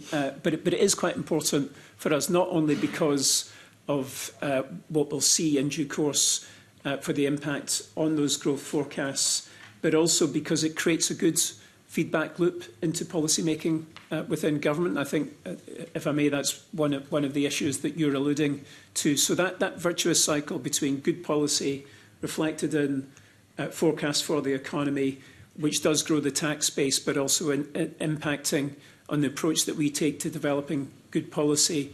We're seeking to develop that framework further. Of course, the SFC, you will, of course, take evidence from them on similar issues, but they're mindful of the OBR framework for the rest of the UK in this regard. The governments are different, and the circumstances in which we operate are different, but there are parallels between what the OBR does in this regard and what the SFC does in that regard. But from my perspective, I think we're making progress there, and that's a very positive development. Okay, thank you. Thank you, Commissioner. Thanks. Just one very quick question from me related to what you've been speaking about. Is there any plan to provide an updated analysis of GDP versus gross national income?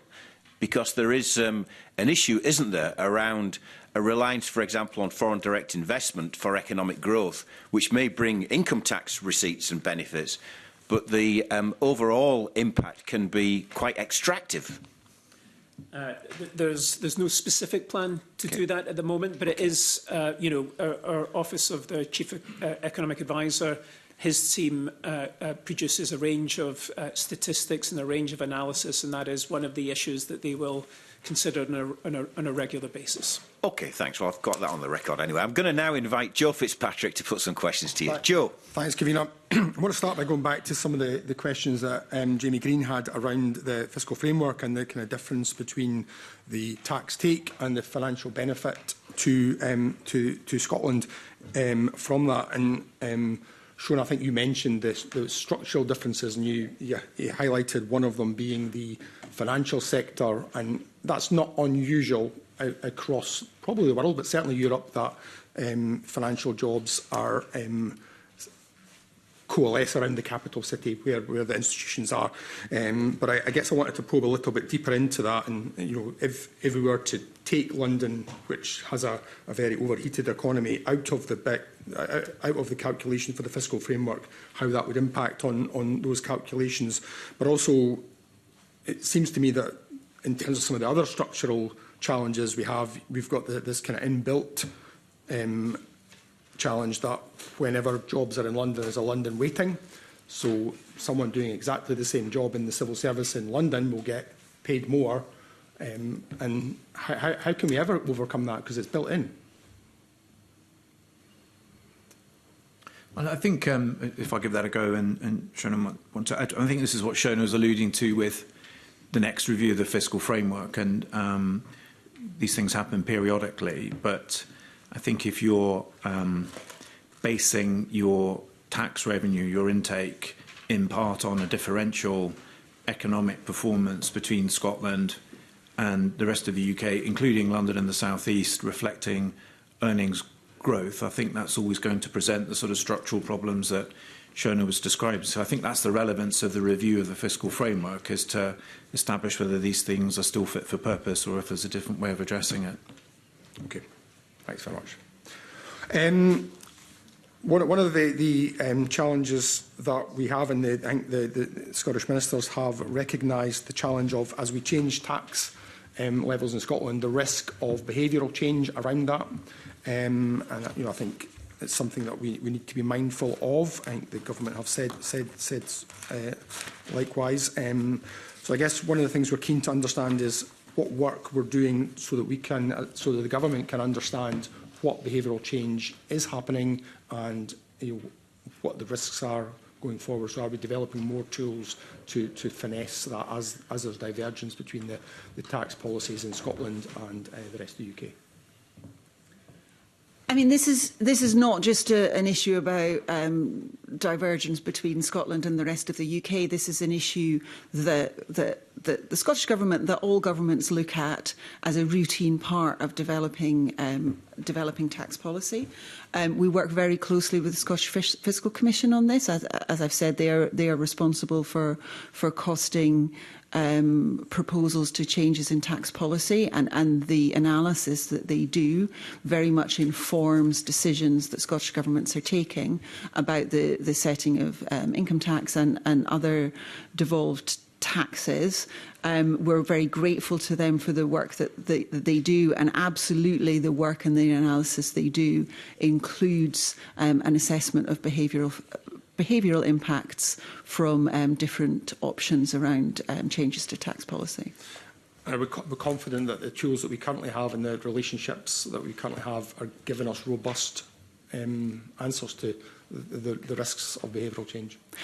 I am confident. You know, I think we have a great deal of confidence in the work of the Scottish Fiscal Commission, and I think we benefit hugely from their independence and from their expertise.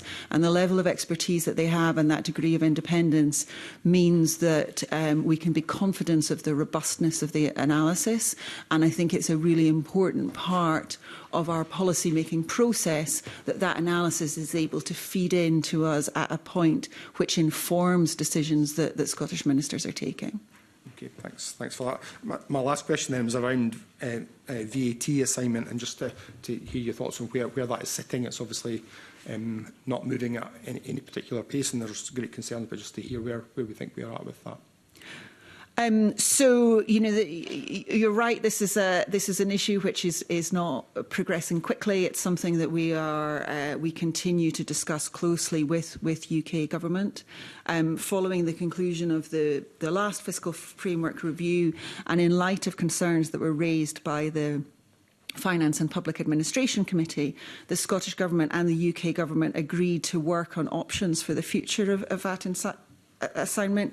This was most recently discussed at the recent Joint Exchequer Committee between the Cabinet Secretary for Finance and Local Government and the Chief Secretary to the Treasury. Despite collaborative engagement between Scottish Government and UK Government, concerns remain about the substantial uncertainty and the volatility associated with the proposed assignment methodology. It would pose significant risks to the Scottish budget without conferring any further fiscal or policy powers to help us to manage that. Similar concerns have been raised with the Scottish Parliament Finance and Public Administration Committee and the UK Parliament Scottish Affairs Committee, where external experts agreed that VAT assignment would cause problems.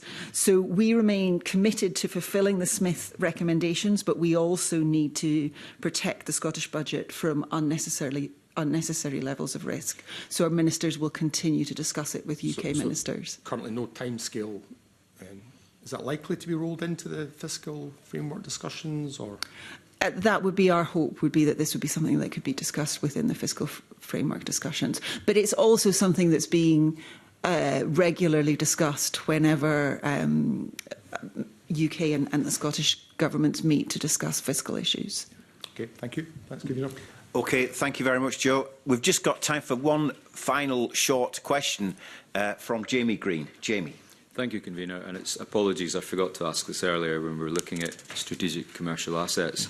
Prestwick Airport, I'm not sure who this is directed to in the panel, but this came into public ownership some 16 years ago. The plan was to return it to the private sector. There was a deal in play in 2020, which I recall, that fell through. 5 years on, there was another deal on the table that fell through in November of last year. We get very little information about the nature of these deals. Everything's cloaked in secrecy around commercial confidentiality, but at the end of the day, it's publicly owned. So looking for a little bit of more transparency today. Why did that deal fall through? And shall we just give up trying to sell it?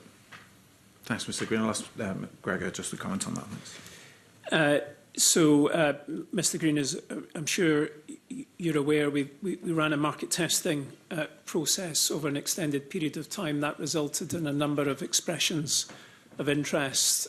We ran a good process using external advisors where appropriate, commercial advisors and legal advisors. We reduced that group of interested parties down to a single preferred bidder and progressed very detailed, intensive negotiations over the sale of the airport. As you will have heard, Deputy First Minister announced towards the end of last year, I think it was in November, that the preferred bidder withdrew from the process. That is a decision for them. I'm afraid I can't give reasons on their behalf for why they choose to... I mean, to be fair, they must have told somebody in the government why they were pulling out. They wouldn't just walk away from it with no reason or no explanation.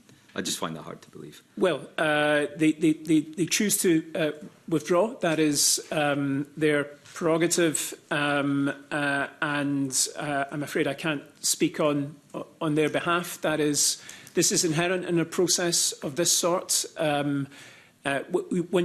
These processes always get to a negotiation with a single party. There might be one or two other parties that are still in the background, but this is a process of where you enter into exclusivity on a confidential basis to have a negotiation with that party. Of course, it's possible that the conclusion does not reach a satisfactory conclusion for either or both of the parties, and in this case, the preferred bidder withdrew. What I'm absolutely confident of is what this process has revealed is the strength of interest in the airport as a commercial entity. Also, just the growing economic importance of Prestwick Airport. The operational performance of the airport has improved throughout that process. It's now got a very well diversified set of operations. It now employs over 500 people. That in itself is an extraordinary performance. The increase in freight business cargo that's coming through the airport has been a really strong underpinning of that recent improvement in performance, but it is a well diversified business. We will, of course, advise ministers on the full set of options regarding Prestwick Airport, and they will come to Parliament, I'm sure, at the appropriate time to update Parliament as and when that is appropriate. But the airport continues to play a really strong, important role within the Ayrshire economy. Sure does, yeah.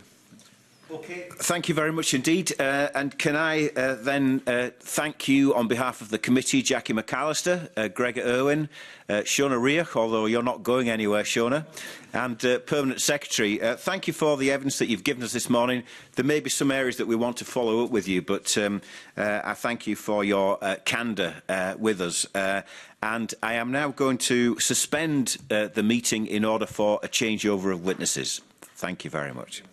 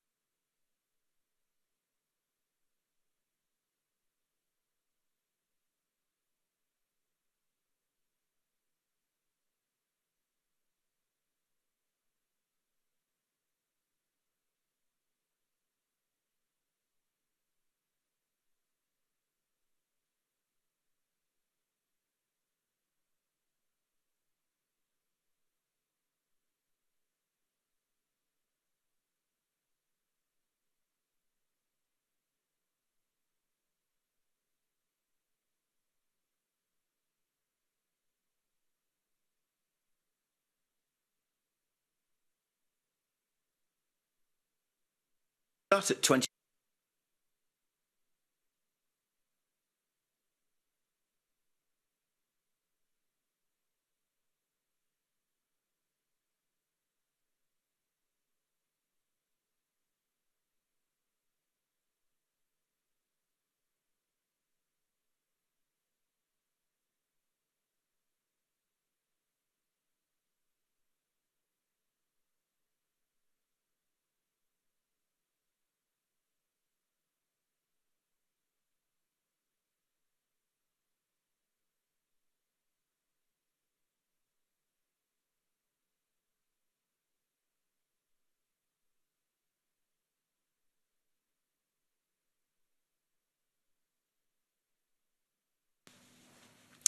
Well, can I welcome everybody back to this morning's Public Audit Committee. We've had a changeover of witnesses, and I'm very pleased to welcome a new set of guests who have joined us in the committee room this morning for consideration of the 2024-25 audit of Historic Environment Scotland. So I'm very pleased to welcome to the Public Audit Committee this morning Katrina Brown, who's the Chief Executive of Historic Environment Scotland, Sir Mark Jones, who is the Chair of the Board of Historic Environment Scotland, and Stephen Uphill, who's the Chief Operating Officer at HES. You're all very welcome. And from the Scottish Government, I'm also pleased to welcome back Shona Ria, who was with us in the earlier session, who's the Director General at the Exchequer, Strategy and Performance, and by Kenneth Hogg, who is the Director for Cultural and External Affairs at the Scottish Government. We've got some questions to put to you this morning, but before we get to our questions, I'd like to invite you, Katrina Brown, to open up with a short statement. Thank you, Camilla. Good morning. I thank the committee for inviting me to give evidence today. As a chartered accountant, a fellow of the professional body and a former auditor, I welcome the Auditor General's Section 22 report. When I started in September 2024, I welcomed the work that allowed us to agree a new business model with Scottish Government that enables us to reinvest additional income into the care and maintenance of our cultural assets to support the many challenges we face. Like any new CEO, I sought to understand how the organisation functioned. In doing so, it became obvious that there were many areas of development around compliance, governance and culture. And I reported these areas of concern to the board in November 24 and February 25. As a follow-up to these concerns, I directed our internal audit function to help identify specific areas in which we could improve, working with the Executive Leadership Team and the Audit and Risk Assurance Committee. As an NDPB, we have a statutory responsibility to be the custodian of Scotland's cultural heritage. We are the regulator for historic buildings and scheduled monuments, and we must ensure financial prudence in how we manage public money. My duties as accountable officer cannot be delegated, and I'm working closely with the newly appointed interim Chief Operating Officer to oversee the stewardship of the organisation in line with my duties as Chief Executive and Accountable Officer. The Section 22 report, along with the external review conducted by David Martin, will give us the necessary tools and insights to make further improvements in how HES performs as an organisation for its staff, its responsibilities, and for the many people that we welcome to our sites across Scotland. Thank you. Thank you very much indeed. And just for the record, Ms Brown, I think you said that you accepted the recommendations and findings of the Audit Scotland report. So I look to you and Sir Mark just to confirm that's the case. It is the case? Yes. Sir Mark nods, so that's for the record, yes. And I put the same question. I know that we raised it with the Permanent Secretary earlier on, but just to Shona Ria, is that the position of the Scottish Government too? Yes, it is. Thank you for that clarity. I've just got a couple of opening questions before I invite the rest of the committee to put some questions to you. I think Mr Hogg gave evidence to another committee of this Parliament very recently where he said, Ms Brown, that you were investigating some of the things highlighted in the Section 22 report. You were investigating the electronic purchasing cards, travel expenses, data protection failures, and the alcohol bill from a leaving do, which is highlighted in the report. So I guess my question is, because you were investigating those things, was that linked in any way to your absence from work? The short answer is no. Upon joining, I undertook a number of activities to understand how the organisation worked. All those predated period of absence. So there were regular meetings with the executive leadership team, with staff across the country, with approving expenses on behalf of colleagues, and with attending various committees in the organisation. Numerous issues came to light of various scales, and they were reported to the board and committees, specifically on the matters to do that have arisen. They were raised at audit and risk committees in November and February, November 24 and February 25, and our internal audit function undertook reviews of those areas subsequent to that over a phased period of several months. I think, Ms Brown, you felt that you were treated unfairly by the board, and you reported that to the Scottish Government. Again, was that around your investigation into these areas that you've identified?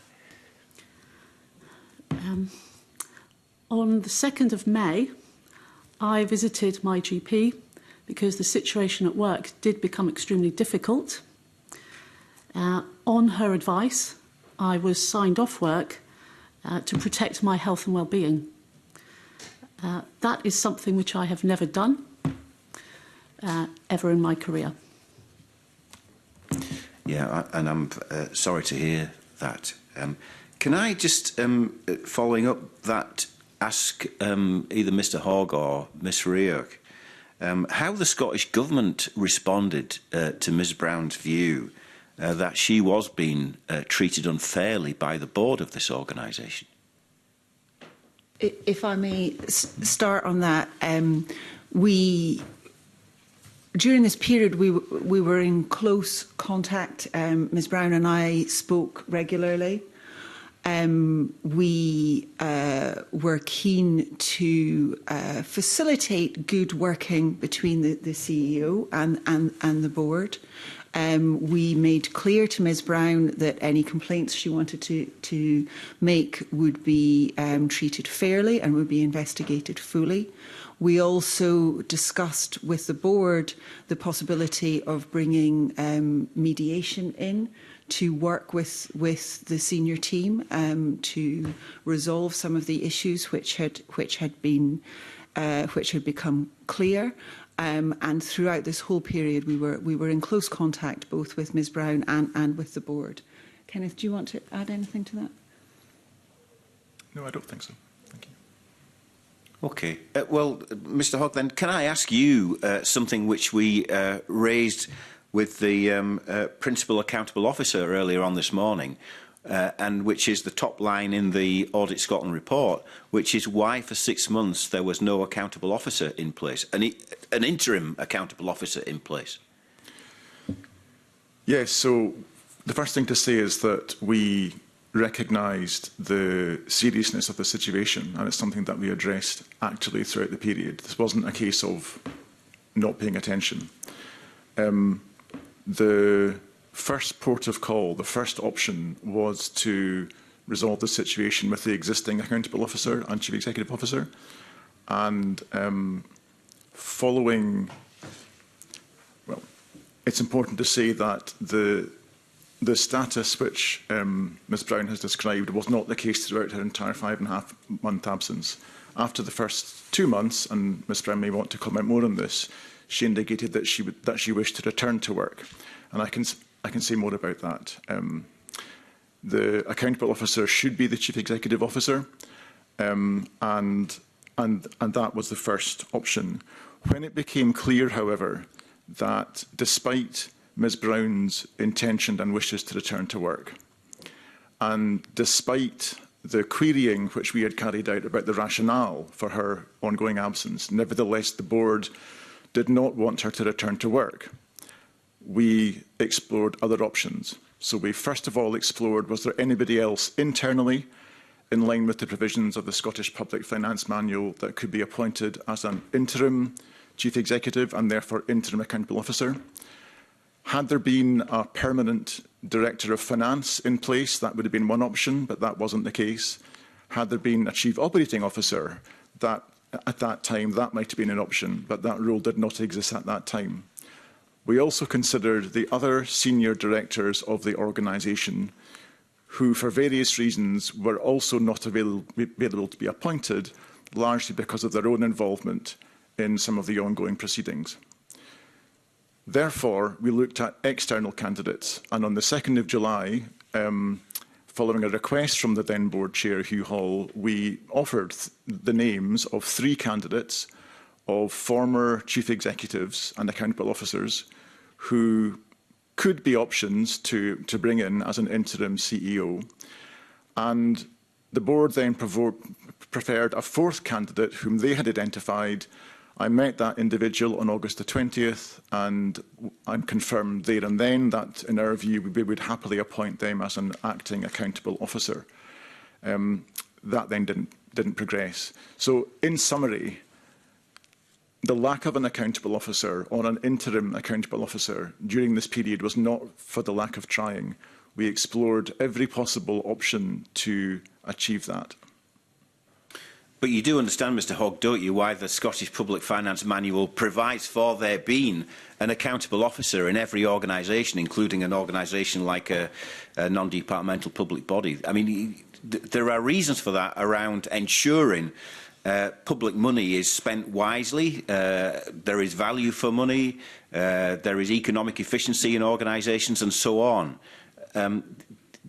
Again, if somebody was who'd been approved by the board, was also approved by you as the Scottish Government sponsor person, 3 months into the absence of Ms Brown, why didn't that happen, and why did we have to wait a further 3 more months before somebody was put in post? If we're talking about the candidate put forward by the board, the first thing that needed to happen was that they were appointed by the board as interim chief executive. The accountable officer must be an employee of the organisation. That's provided for in the Scottish Public Finance Manual. So there literally wasn't somebody in place whom we could designate accountable officer. The sequencing had to happen, first of all, that they were appointed by the board to a position in the organisation, and then the principal accountable officer, Joe Griffin, would have delegated to them responsibility as the interim AO. I completely accept your comments about the importance of the accountable officer role, ensuring the regularity, public expenditure, propriety, value for money. These were the very reasons that made addressing this situation my #1 priority in my role. OK, thanks. Other members of the committee might return to some of these things, but I'm going to invite the Deputy Convener to put some questions to you. Jamie. Thank you, Convener, and good morning, panel. I am going to carry on this line of questioning. The Auditor General gave evidence to this committee just a few weeks ago. I presume you've followed that session closely in preparation for today. The Auditor General, and I am quoting from the official report, when it became clear that the accountable officer was going to be absent for more than 1 month, the Scottish Government ought to have appointed a substitute. We have seen a lack of clarity in why the Scottish Government chose not to appoint an accountable officer. Ms Reich, do you agree with that conclusion that the Auditor General gave us? I wouldn't say that the Scottish Government chose not to appoint an accountable officer. As the Permanent Secretary said this morning, and as Mr Hogg has just set out, we were very actively seeking to appoint an interim accountable officer. And for the reasons that Mr Hogg has set out, that wasn't possible. I absolutely agree with the view that it is regrettable that there was not an accountable officer for this prolonged period, and that was why during that period we were taking every action available to us to try and put someone in place, and why, frankly, we were working closely with the board to look at options for an interim CEO and accountable officer, even though our first preference remained for Ms Brown to be back in post and therefore able to perform her duties and responsibilities as accountable officer. I just can't get my head around an organisation as big and well known in Scotland as this, with such a high-profile role as a public body, couldn't find a single person within the whole organisation that could step up to the mark for a few months. I mean, how is that possible? Did no one want to do it? Was nobody suitably qualified? Were there issues of relationships between the senior executives and the board? Or did you have issues with the board itself? I'm happy to respond to that. So I think the Auditor General, in his Section 22 report and in his previous evidence to the committee, has touched on some of the issues. So first of all, he's highlighted the instability in the senior leadership of the organisation. So part of the answer to your question is there was not, for example, a permanent finance director in post. A finance director who steps up to the mark. My point being is, was it a lack of willingness to do the role, or was it a lack of competence? If we're talking specifically about the existing directors within the organisation, it was the view of both the Scottish Government and the view of the chair of the board that there was nobody available who could be appointed as an interim accountable officer, because their candidacy for such a role would be compromised by their own participation and involvement in some of the ongoing issues. Okay. Had there been somebody available in that category, that would have been our first option. Yeah, and I can see why that would make sense. But I mean, how many people are we talking here? When you say the directors, is this executive management within the organisation, or you mean people who sit in the board? So, I apologise. Specifically, I mean the most senior staff. Yeah. Somebody on the board may not, under the 2014 Act, be appointed as chief executive, and that was considered, but quickly rejected because it's ruled out by both statute and by the Scottish Public Finance Manual in combination. So we're talking about a group of, I mean, Ms Brown could clarify, but approximately seven yeah, senior individuals, some of whom are in roles that would not lend themselves to be ideally suited for a financial control role, but some of whom were. And it was those individuals that I'm talking about who we did consider and whom the former chair considered, and I presume the board. And he confirmed to me that their preference instead was therefore to bring in a candidate who was not an existing member of staff, and that was the route that he asked me to pursue. On the 8th of August, a specific individual was referred to me. I corresponded with that individual and I met them on the 20th of August. And because of their relevant background experience, I confirmed that I was happy that they understood the role of accountable officer. They had been in a public service organisation previously in a senior role, and all that needed to happen was for the board to appoint them to, frankly, any senior executive role. The role that was being discussed was interim chief executive. But had the board done that and made them an employee of the organisation, the Scottish Government would immediately have delegated to them the role as the interim accountable officer. And why did that not happen? I actually don't know. It's a matter for the board as Let's ask the board. as the Mr. employer. Jones, Sir Jones, why did the board not approve to proceed with the recommendation of the Scottish Government?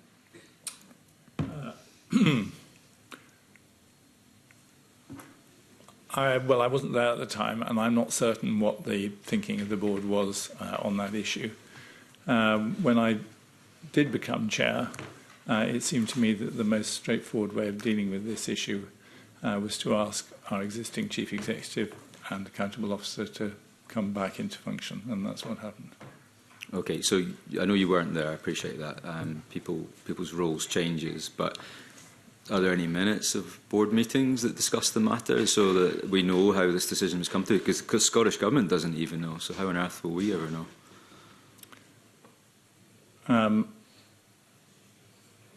I'm afraid I don't actually know what the process was that led them to decide not to appoint the individual in question.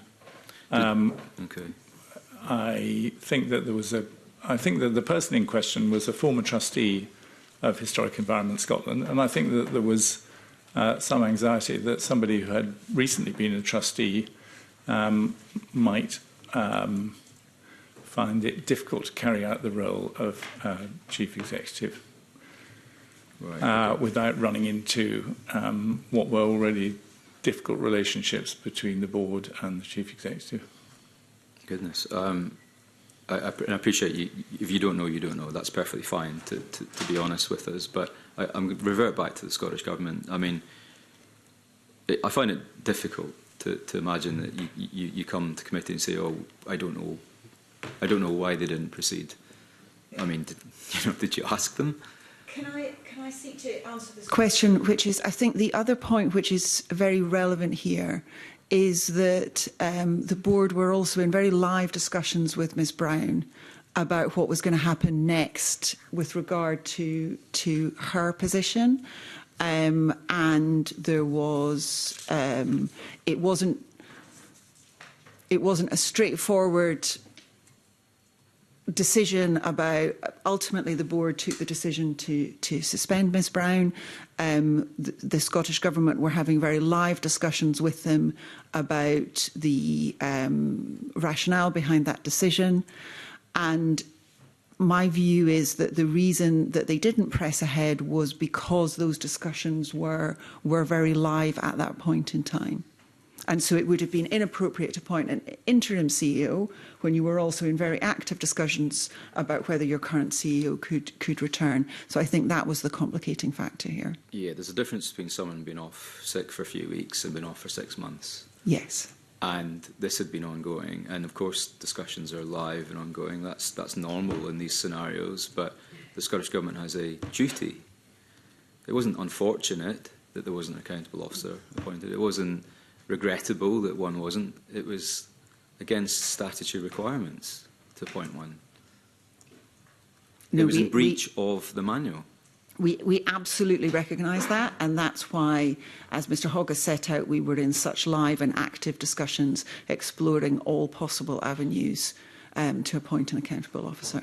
Okay, I'll move on from that, because I think there's a wider issue here which has struck me from the evidence sessions, is that all I'm hearing is what sounds like an absolutely horrific culture at the very top of a large public body, which is publicly funded and receives huge amounts of public cash. And it also has a huge responsibility in our historic and cultural sector, which we all want to succeed, actually.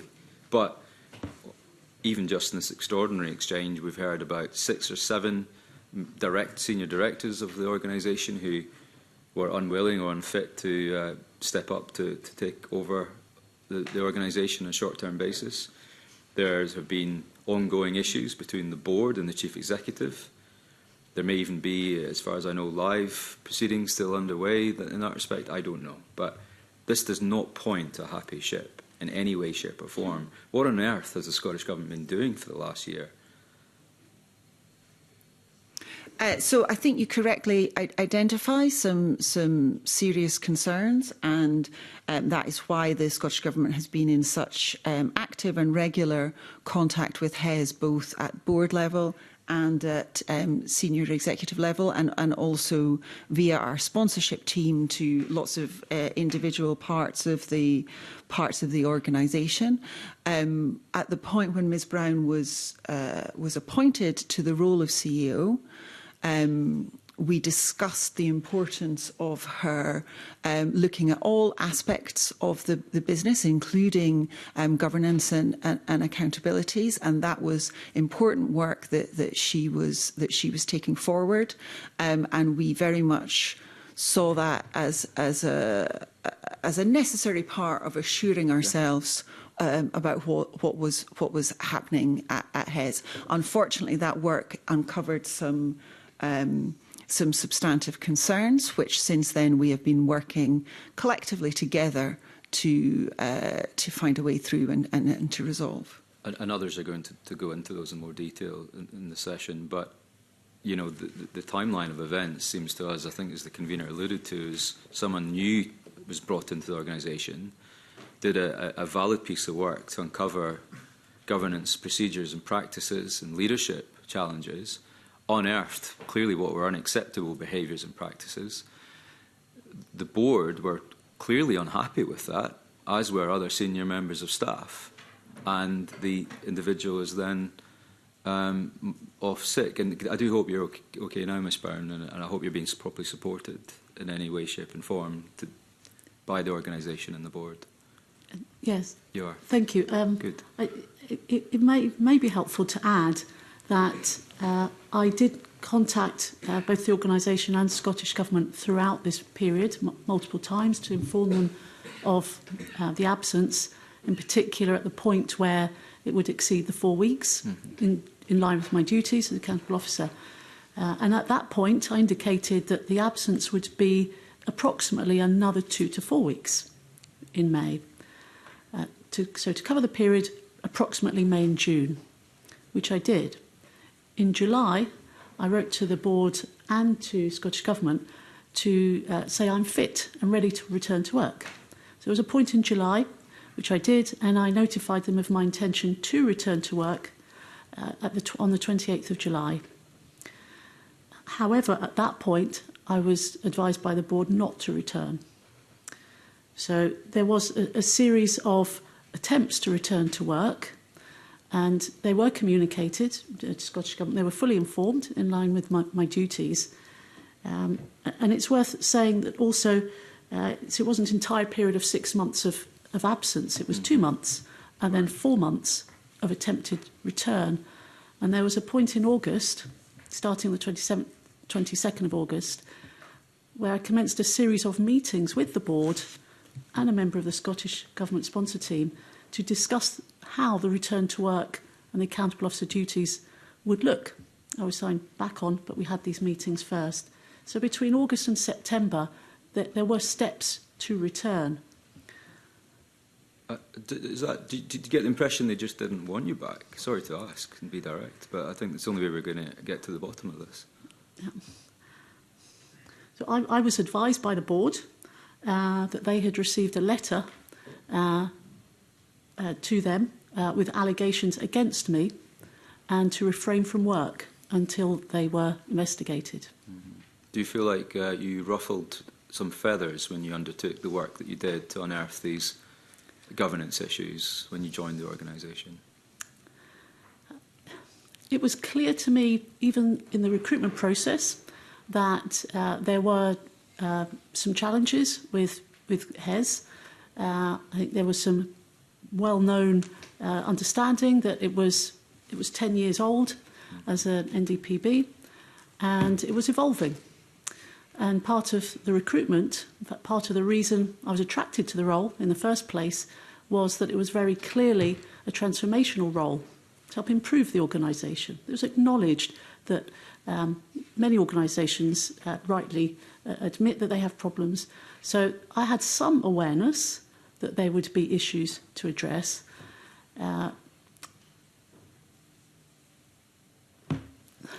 I'll take that as a diplomatic answer, and I won't push it any further for now. Yeah. Okay, thank you very much. I'm now going to invite Colin Beattie to put some questions to you. Colin. Thank you, Convener. I'd like to cover some specific issues on governance and one or two of the activities that have come to light.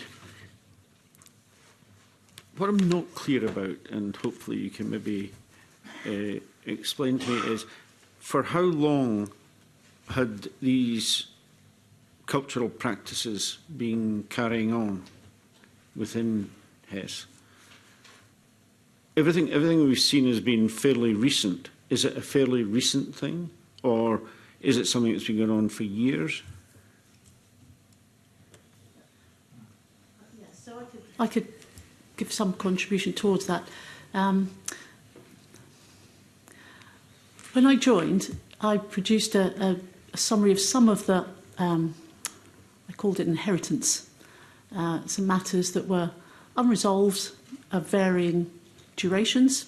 Some may be unresolved for a year or two, some bigger challenges, that were well known that would take longer to invest, such as capital work. So any organisation has a pipeline of matters that they are dealing with. That was quite apparent. Some of the more challenging observations were around how we're structured, simple layers of efficiency, or some people called it bureaucracy. There are many layers and grades within HES. They'd recently undergone a restructuring of roles and responsibilities within a view to improve that.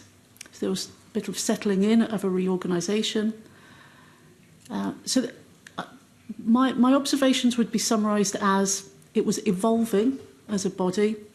There was no evidence of any deliberate matters, anything of any serious concern. It was an organisation that had an opportunity to improve itself for matters within its own gift, so efficiencies and the way it's structured. To your knowledge, were there any issues that had in previous years been raised to the board in terms of, I'll call it irregularities or non-compliance with the rules? I wasn't aware of areas of non-compliance that were long-standing. No, I was aware of more inefficient practices and just possibly in the way it's structured and operates. Yeah. So in your opinion, this is not a long-term, it's not a long-lasting issue. It's been with HES for years, perhaps. I'm trying to understand the culture of HES and how it's developed and where it went wrong. There is a structure at HES that's quite siloed. There are very specialist departments and they work quite individually in some cases. In some cases that's appropriate. In other cases there's quite open dialogue. So it's quite hard to generalise about a culture of non-compliance. I think that would go too far. But I acknowledge and recognise instances in the Auditor General's report where there have been cases of non-compliance. I'm just trying to get at whether these processes should have been picked up earlier, perhaps by internal audit, perhaps by the board.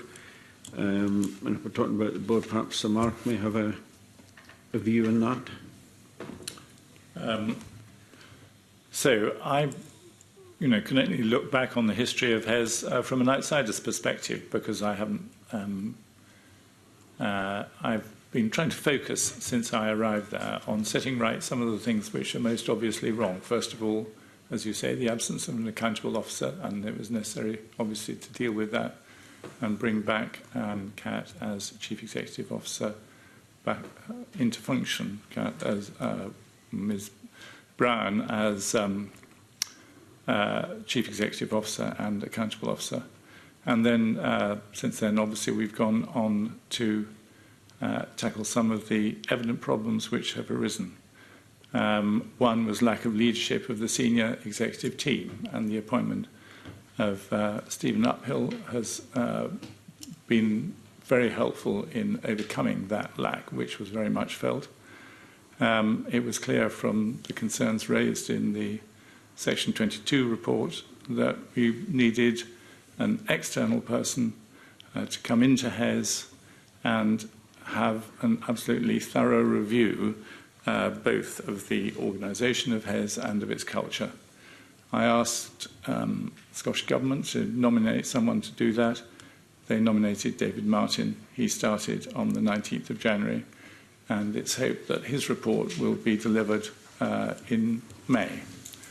I'm hoping that that report will tackle the questions of culture, and that it will also tackle the questions of organisation, both of which are badly in need of being properly looked at, understood, and then reformed. Has there been a problem about HES since its inception? I think that there may have been.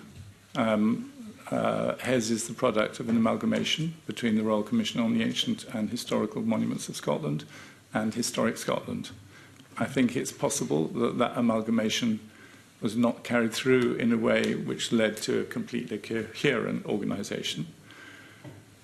Historic Scotland had been operating as an agency and so was therefore not used to having a board of trustees to which the senior staff were responsible. And it may be that over a period that there was a difficulty about the relationship between the board and the senior staff.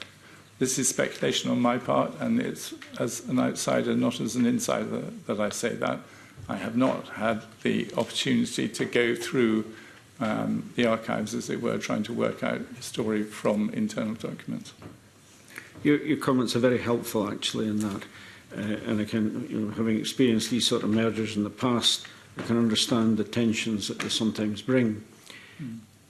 Are you satisfied that that merger is now solidly in place and that there are no hangover issues from the original merger? No, my view is that the merger is undoubtedly in place and is complete. And of course, with the natural passage of time, people have come into the merged organisation, so that those problems are much less acute than they might have been initially. On the other hand, as the Section 22 report pointed out, a very important question for HES to resolve is the future of its important archive. And that archive derives largely from the Royal Commission on the Ancient Historical Monuments of Scotland. Thank you. And I'll move on to something just slightly different, data breaches. The report says that there were, I think, 8 data breaches that took place. And I think from our previous evidence session, 3 of these involved a member of the board, or members of the board. Can you bring us up to date about how these have been resolved now? Are they dealt with? Are they over? I'm not sure whether it should be some mark or.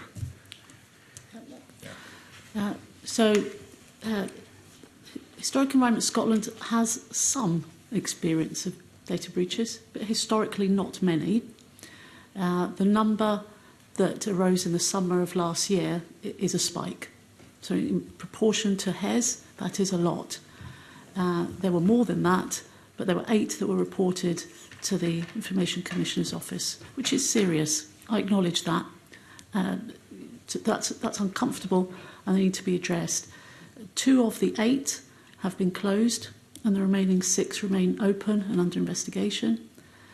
That's also, cyber risk itself has been on our risk register for some time, but at the beginning of 2025, it was selected as an area for internal audit, given some increasing concerns.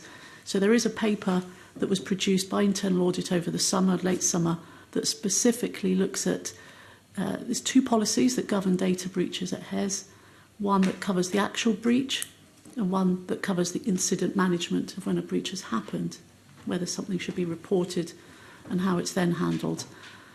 Both of those have been reviewed and there are lessons learned from that and they will be actioned. So late last year those reports were done. So to answer your original question, 6 are still open and 2 were closed. Given the fact it was a spike, was there a specific single reason for that? Did it derive from a single source, or was it just happenstance that it happened? Well, for the 6 being investigated, it's not possible to answer that question yet.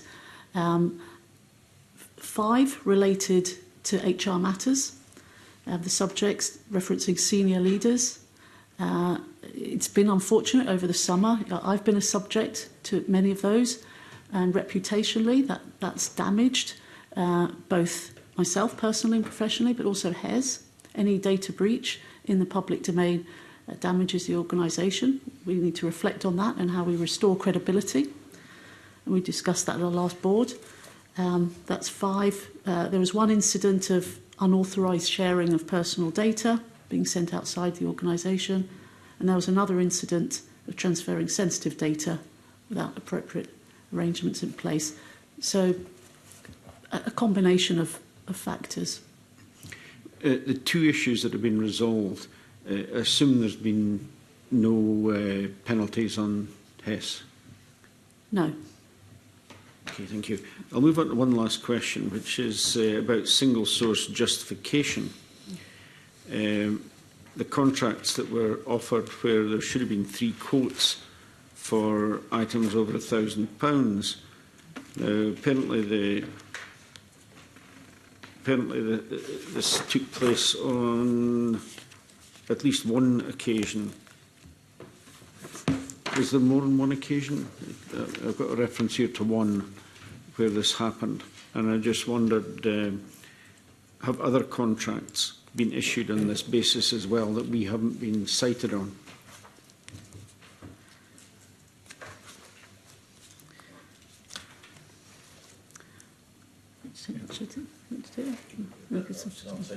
I think that potentially there's 2 issues here, Mr. Beattie.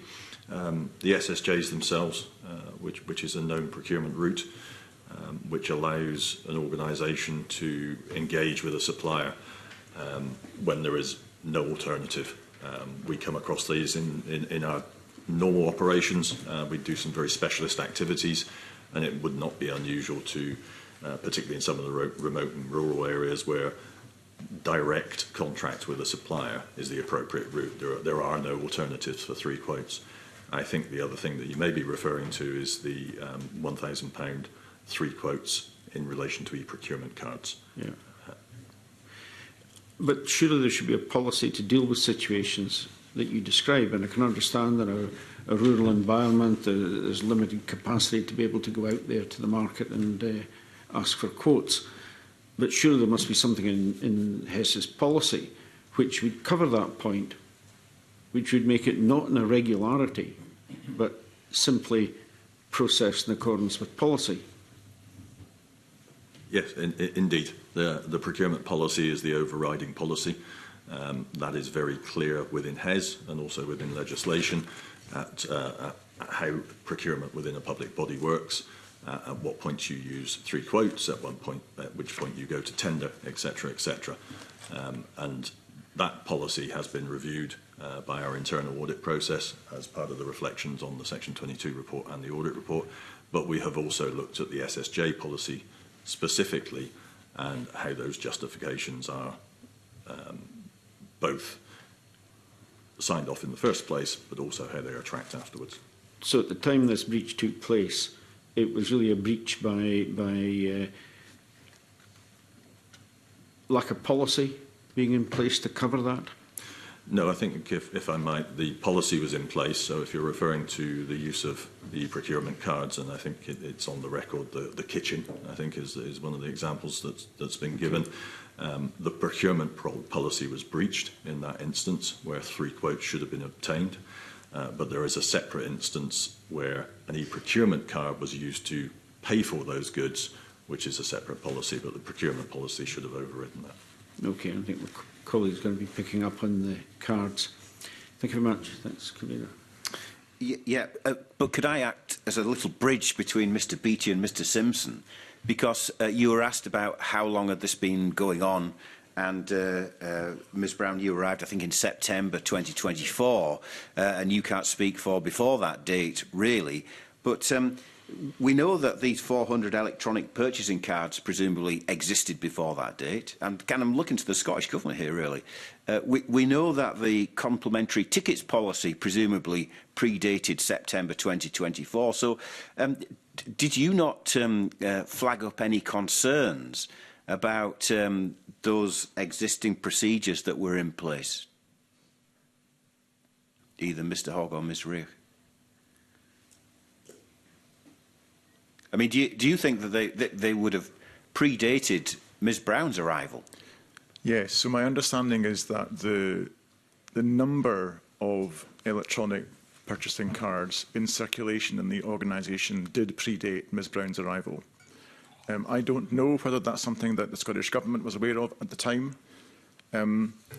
It's not necessarily the wrong thing to have happened, but what the Auditor General has called out is the lack of scrutiny around the use of those cards.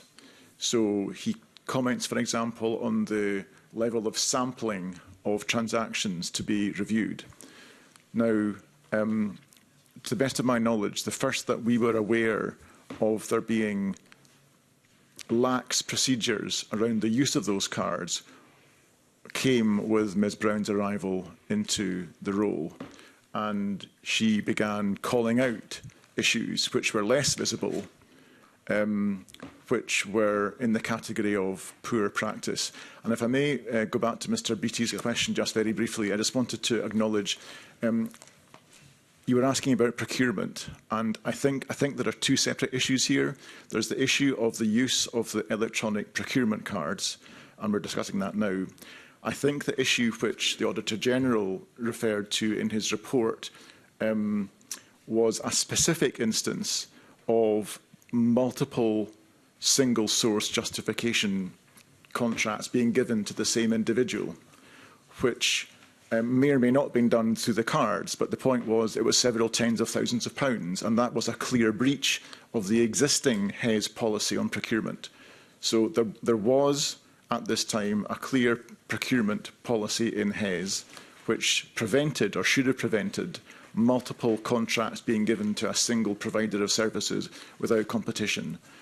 What the Auditor General called out was an instance where that did not happen. I think I'm right in saying that 3 such contracts were given to that one individual. Together, they added up to approximately, I think it was £60,000 or £70,000.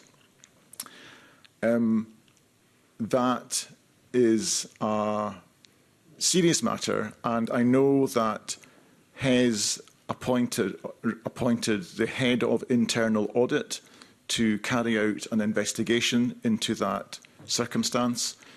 We saw a copy of the draft report about that, and we asked further questions about the action being taken specifically in relation to that example. I just wanted to be clear that I think the Auditor General might say that the e-procurement cards is an issue, but there's also a specific instance of the single source justification not being applied appropriately. Yeah, thanks for clarifying that. And Mr Simpson's going to ask some questions around this. But just before he does, can I go back to you and say that with a permanent workforce of 1,600 people, I think 400 electronic purchasing cards is rather a large number. And I think we were told in evidence, I think by Ms Duthie, that it was a high number, was her. I'm sorry, but I do find it, I recognise what you're saying, that there may be 400 honest people that are all complying with the rules and requirements and so on. But it does seem like a huge number of people that have got electronic purchasing cards on behalf of the organisation. Yes, I agree with that, and I think that was also Ms Brown's view when she took her post. Yes, Ms Brown was right on that, certainly. OK, I'm going to invite Mr Simpson to come in. Oh, well, there's so much to pick up on here. So has the number of cards reduced from 400? We've got a specific answer, but yeah, do you want to? The number of cards is still in excess of 400, but there have been 35 cards removed recently because they are not being used. There's still more than 400, even though everyone seems to accept that's too high a number. Well, that's correct. Or maybe you don't, Mr. Just give it a little bit of context. The fact is that Historic Environment Scotland is unusual in public bodies in being present right the way across the country, often in quite remote areas. So you would expect a higher use of electronic procurement cards in an organisation with that kind of function than you would if it was in a city. I'm not saying that 400 is the right number, and I'm not saying that it's not too much, but I do think that we need to recognise that there are some special things about HES, and one of them is that it's very often active in places where it's important that they're able to buy a meal, for example, or that they're able to buy, whatever it is that they need using an electronic procurement card. I'm not disputing there should be some electronic procurement cards, but Mr Hogg reckons, and I think he's right, that 400 is too many. So if there's an acceptance that 400 is too many, are you going to tackle that and reduce the number? Well, as my colleague has just said, we have begun to tackle that and already... Well, it's still more than 400. So you haven't tackled it? It is ongoing. It is ongoing, the examination of the use of the cards. Yes, Ms Brown. We have an internal audit report now complete on a number of recommendations for EPC cards. One of them is to review the need for individuals. There are many other very helpful recommendations, such as the limits that different people have, approval for increasing limits, which there's evidence of. We've also learned that we have slightly unhelpful, which is an opportunity to improve, overlapping policies. So there's some confusion for staff, and we're looking to fix that. So, for example, travel. We have a separate policy for travel. Yeah. We have reimbursed expenses. We have a separate procurement policy. So there is a question of when does somebody actually use a card. So all those things, I would say, are opportunities just to provide clarity for staff so they are used properly.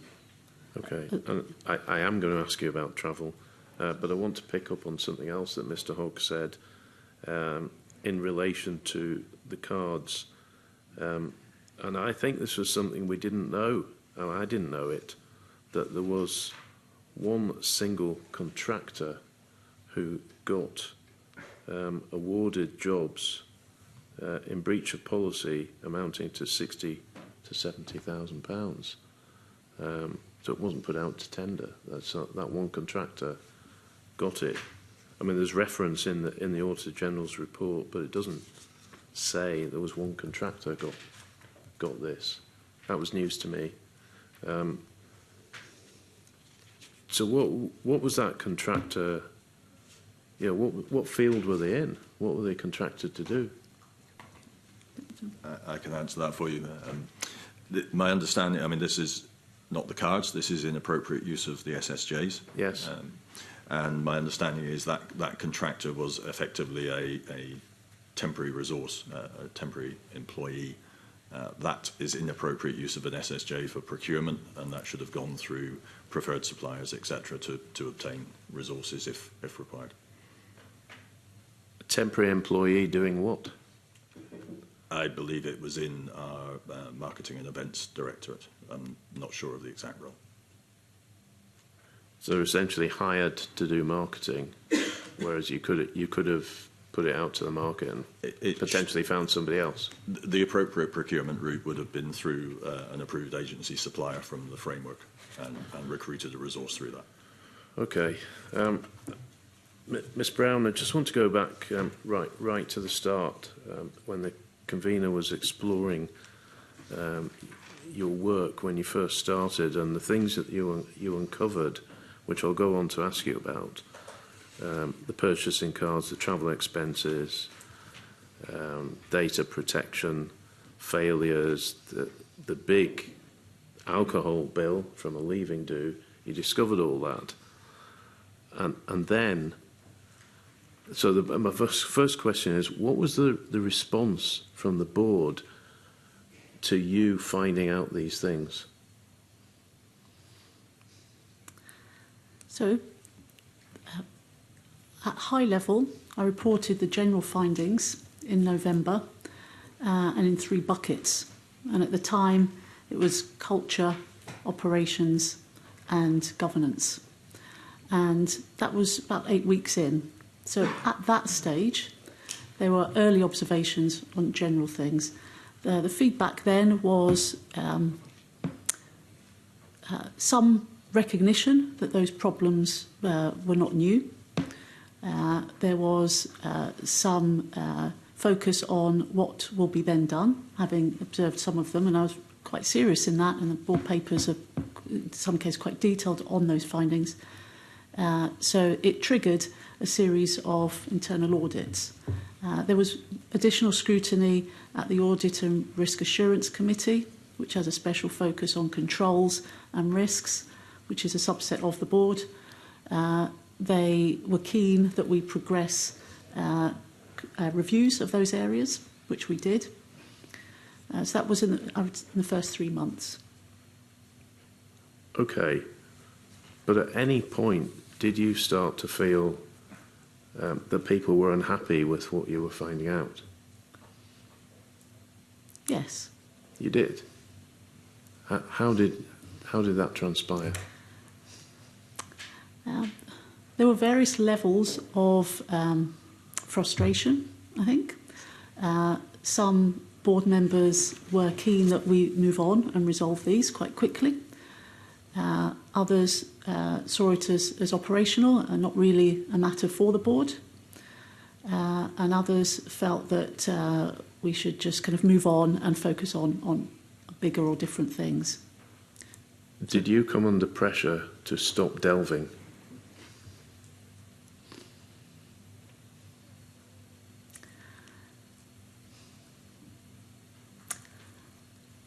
I carried on doing what I started doing, and I shared findings with the chair in one-to-one meetings and through the sponsor team, and my meetings with the director and various levels of people in the sponsor team to understand whether these were new and whether, indeed to sort of sense check them. I spoke to more and more staff across the organisation to ensure that they're not one-offs and to understand whether there's a pattern or a theme, to be as fully informed as possible, whilst also talking with the chair and the board at the regular intervals. But did anyone ask you to stop? Nobody asked me to stop.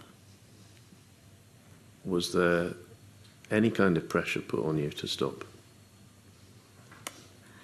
There were discussions around board agendas, particularly in February, because by February I'd had 4 or 5 months in post, and it was clear that there were some things that I felt needed to go to the board for approval, that met the criteria to be taken to board. Typically board meetings were quite short and fairly light. So I was proposing what would be a longer agenda than normal.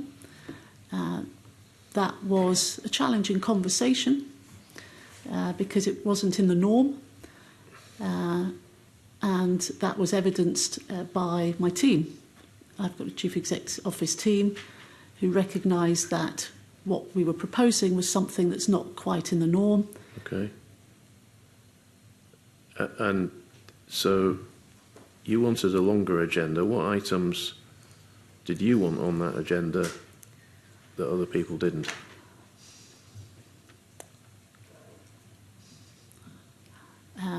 One that I remember quite clearly was training, governance training, a general session facilitated perhaps internally or externally to help clarify roles.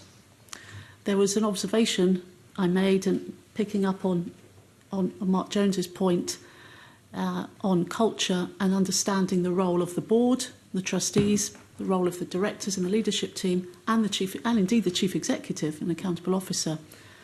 So I was keen to provide clarity to everybody, in fact, that what the respective responsibilities are. And a governance session was one thing I was keen to do.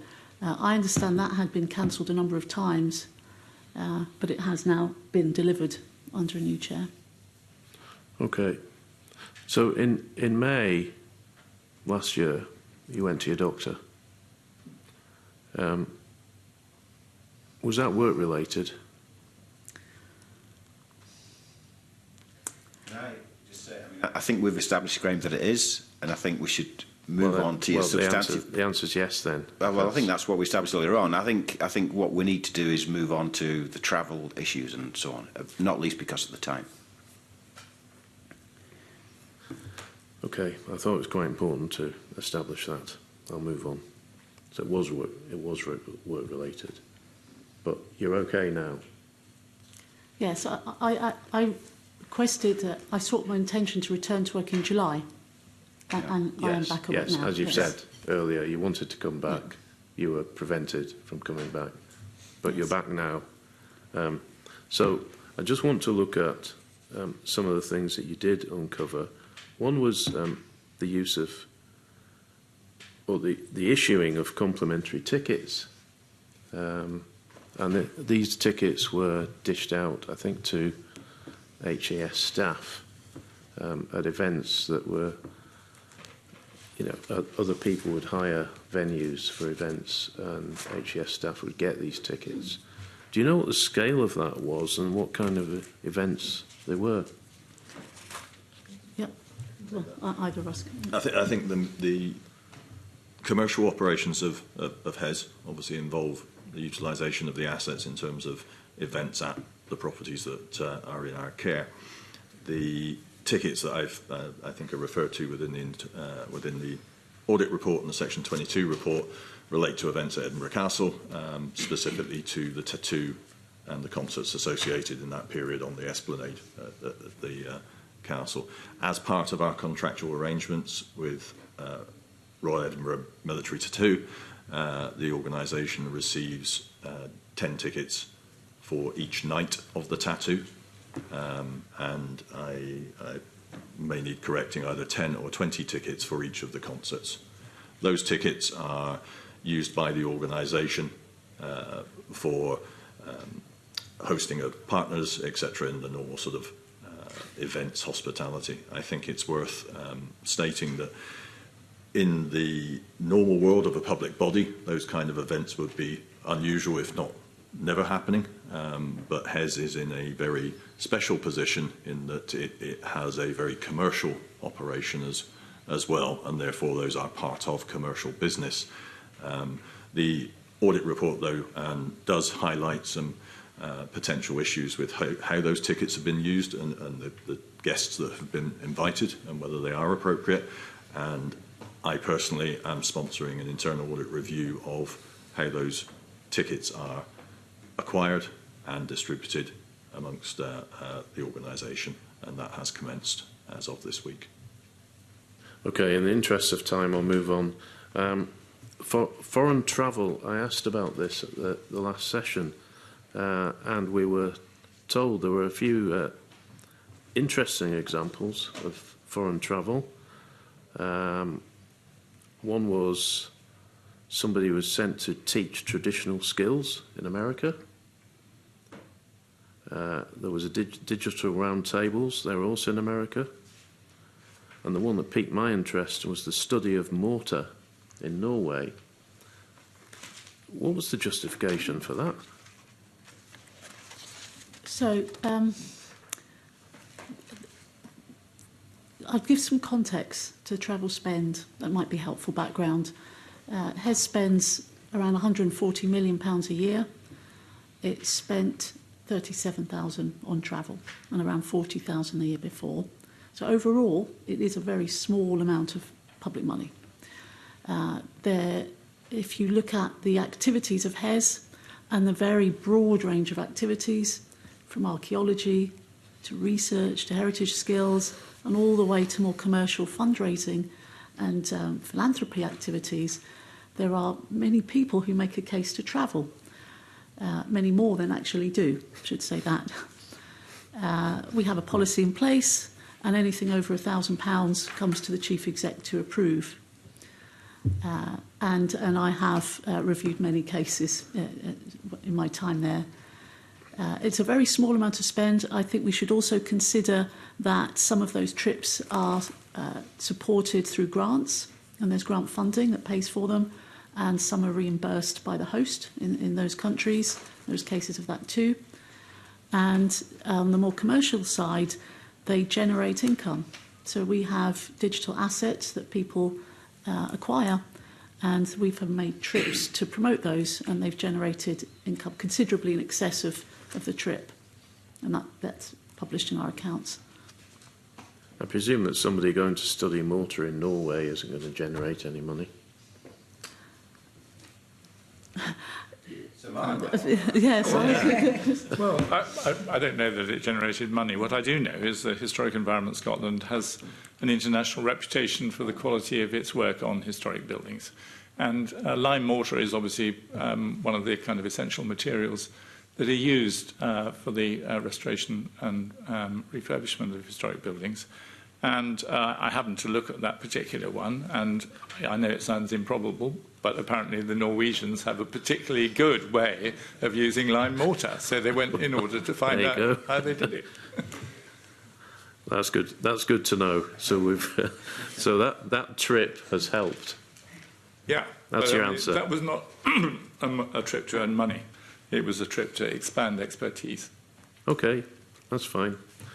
So finally, we come to the leaving do, the infamous leaving do, which was for a board member. 11 people went. It was at a restaurant attached to Edinburgh University. Bill, well, actually, the drinks bill was £500, and so that was around about £45 a head. It must have been a good night, but all the people attending were ultimately asked to repay that money. Clearly, it was inappropriate. But there have been other instances where people have racked up booze bills on the public purse. And my question is, has this all stopped now? So, I could talk generically rather than those specific cases. So generally, I'm not aware of any further incidents of that. Right. Have you stopped it? Have you issued an edict to staff saying you are not to do this again? If you go out, you've got to buy your own drinks. Well, yes, go, Steve. Can I just step in there? Yes, I mean the instance that you referred to is I think we would agree inappropriate, and that's been dealt with. But again, I would refer back to my previous comments that HES has a very unique structure, and in a public body. Expenses and spending money on alcohol is not acceptable. Within the events and hospitality business, it would be reasonable to have a small amount of alcohol in a hospitality environment. And I think we need to be very careful that we don't put the hair shirt over the opportunity to generate income in support of our heritage assets. Thank you. I've taken up enough time. Okay, thank you. And Joe Fitzpatrick has been waiting very patiently to ask you some final questions. So, Joe, over to you. Thanks very much, Convener. I want to touch on an area we didn't manage to cover at the previous session, so Archive House. So, the project was started in 2021 and a decision was taken in June 2024 to end that project. So it'd be good just to first of all hear how much has already been spent and how much further will need to be spent before the lease break in, I think, 2029. Okay, so how much has been spent? So the lease was signed in 2019 with a break at 10 years at 2029. At the time the lease was signed, the project hadn't commenced. It was a building that was identified for archives. The business case for the project was then developed, and that was approved by the board in 2021. The development work then happened over 2 to 3 years, which for a variety of suppliers and development work amounted to about 2 million. And there was some further work still to come that was committed, so it was around 2.9 million. At that point, the estimate for the project costs, which originally started around 9 million, were looking more like 20 to 25 million. So more than doubled. There was no funding in place for that level of estimate. So the board was presented with, the board in fact took the decision to abort the project, as you say, in July of 2024, to avoid any further costs. There is, I don't have the exact number, but there is a rental lease still going on. But there, at the same time, there is consideration of what the building could be used for in the remaining period of its lease. So that work's still ongoing in terms of what the building could be used for going forward. I guess we're keen to understand as well, obviously you've made a quite compelling case there that, a significant sum would have had to be spent in order to make the project come to fruition more than was expected. What was the governance around making that decision? What was the transparency? Because one of the things as Audit that we are concerned about is when significant decisions, for whatever we're saying about the money that's saved, you're telling us that circa £3 million has been spent and that's not recoverable. So clearly there is a need for transparency around that. So grateful for any thoughts on that. Yeah, for a project of that size and scale and nature, I would expect a board to see a full business case for both the development and aborting and pausing. I know that wasn't the case in the summer of 24. However, we have commissioned a lessons learned and an internal audit review that has just been published. We have it. It will be presented and discussed at the Audit and Risk Committee, Audit Risk Assurance Committee later this month. And in there are many recommendations of project management, governance, reporting, and matters of discussing options as well, which were missing as part of that project. So that is to come later this month, the full lessons learned. We're happy to share that report. Yeah, that'd be helpful. I guess, Kenneth or Shona, was Scottish Government aware of the decision-making around that, and was the business case? So the first thing I might just say is to highlight the point made by the Auditor General that in addition to whether or not the decision was correct to go ahead with the cancellation, it's the governance of that decision that was the key issue. Yeah. In June 2024, the executive leadership team, that's the executive leaders, not the board, decided to cancel the Archive House project, and that the board was not provided with a paper to enable them to scrutinise the proposal. I'm quoting from the Section 22 report here. Yeah. So I think that the key issue here is as much the governance around the decision-making process as around the actual value for money case of proceeding. In terms of our involvement with that, it predates my involvement. Shona, do you recall? So my recollection of it is that this obviously had been an issue which had been going on over a number of years, the work that was involved in Archive House, and the sponsorship team were certainly fully involved in that. But my understanding is that we were updated on the decision after the event rather than before the decision was taken. And so what action did the Scottish Government take? All of a sudden, this big decision is taken by the executive team without the agreement of the board, or were you aware at the time that this had been made without the approval of the board? It was, my recollection of this is that as soon as we were aware of the decision that had been made, we raised concerns about that decision on very much the grounds that you've set out, about the amount of both the amount of money that had already been sunk into the project, but also that a solution needed to be found for the archive issue. So this was something that we would need to come back to. So it was something that we discussed. So it just seems like a decision of that significance that it seems strange that a decision was able to be made to cancel that without approval of the board. And so can the executive team still operate without the approval of the board at that kind of level? These kind of. So just to be clear, the board did approve the project to be aborted. It was the board that made that decision.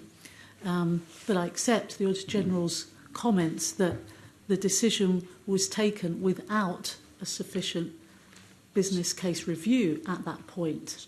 So the board at that time, and I appreciate it's before your time and before your time, Sir Mark, were prepared to make that decision without the business case. Is the board entirely new, or are some of the board members from then still there? What's the kind of ratio of former members to new members? Most of the members post-date that. There are a couple who were already on the board at that time. Right. Yeah. So it's mostly new members then? Mostly. Well, new or newish. I mean, that's to say. Okay. New since 2024 is, I guess. Yeah. Yeah, that's the majority of them now, yeah. So,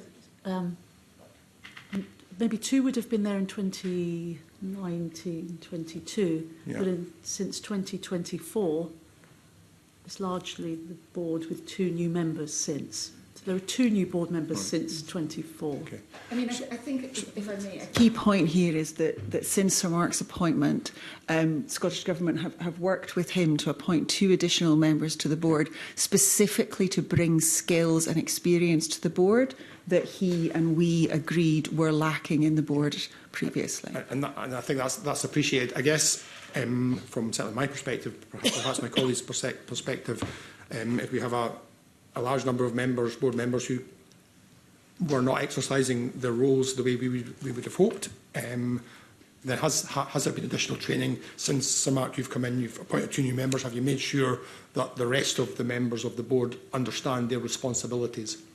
Yes, I have. But I also think that it was quite unacceptable that the board should have been put in the decision into a position where it felt that it had to make a decision even though there was inadequate basis for doing that. I mean, this is what happened. So the board did make the decision, but they did not have the appropriate papers, the appropriate length of time before the board meeting so that they could take a proper, fully thought out and rational decision. And I think the decision to abort the project, by the way, was absolutely right, but the way it was taken wasn't right. And I guess it's about getting that confidence. I guess one of the things that's helpful in terms of us having that confidence is transparency.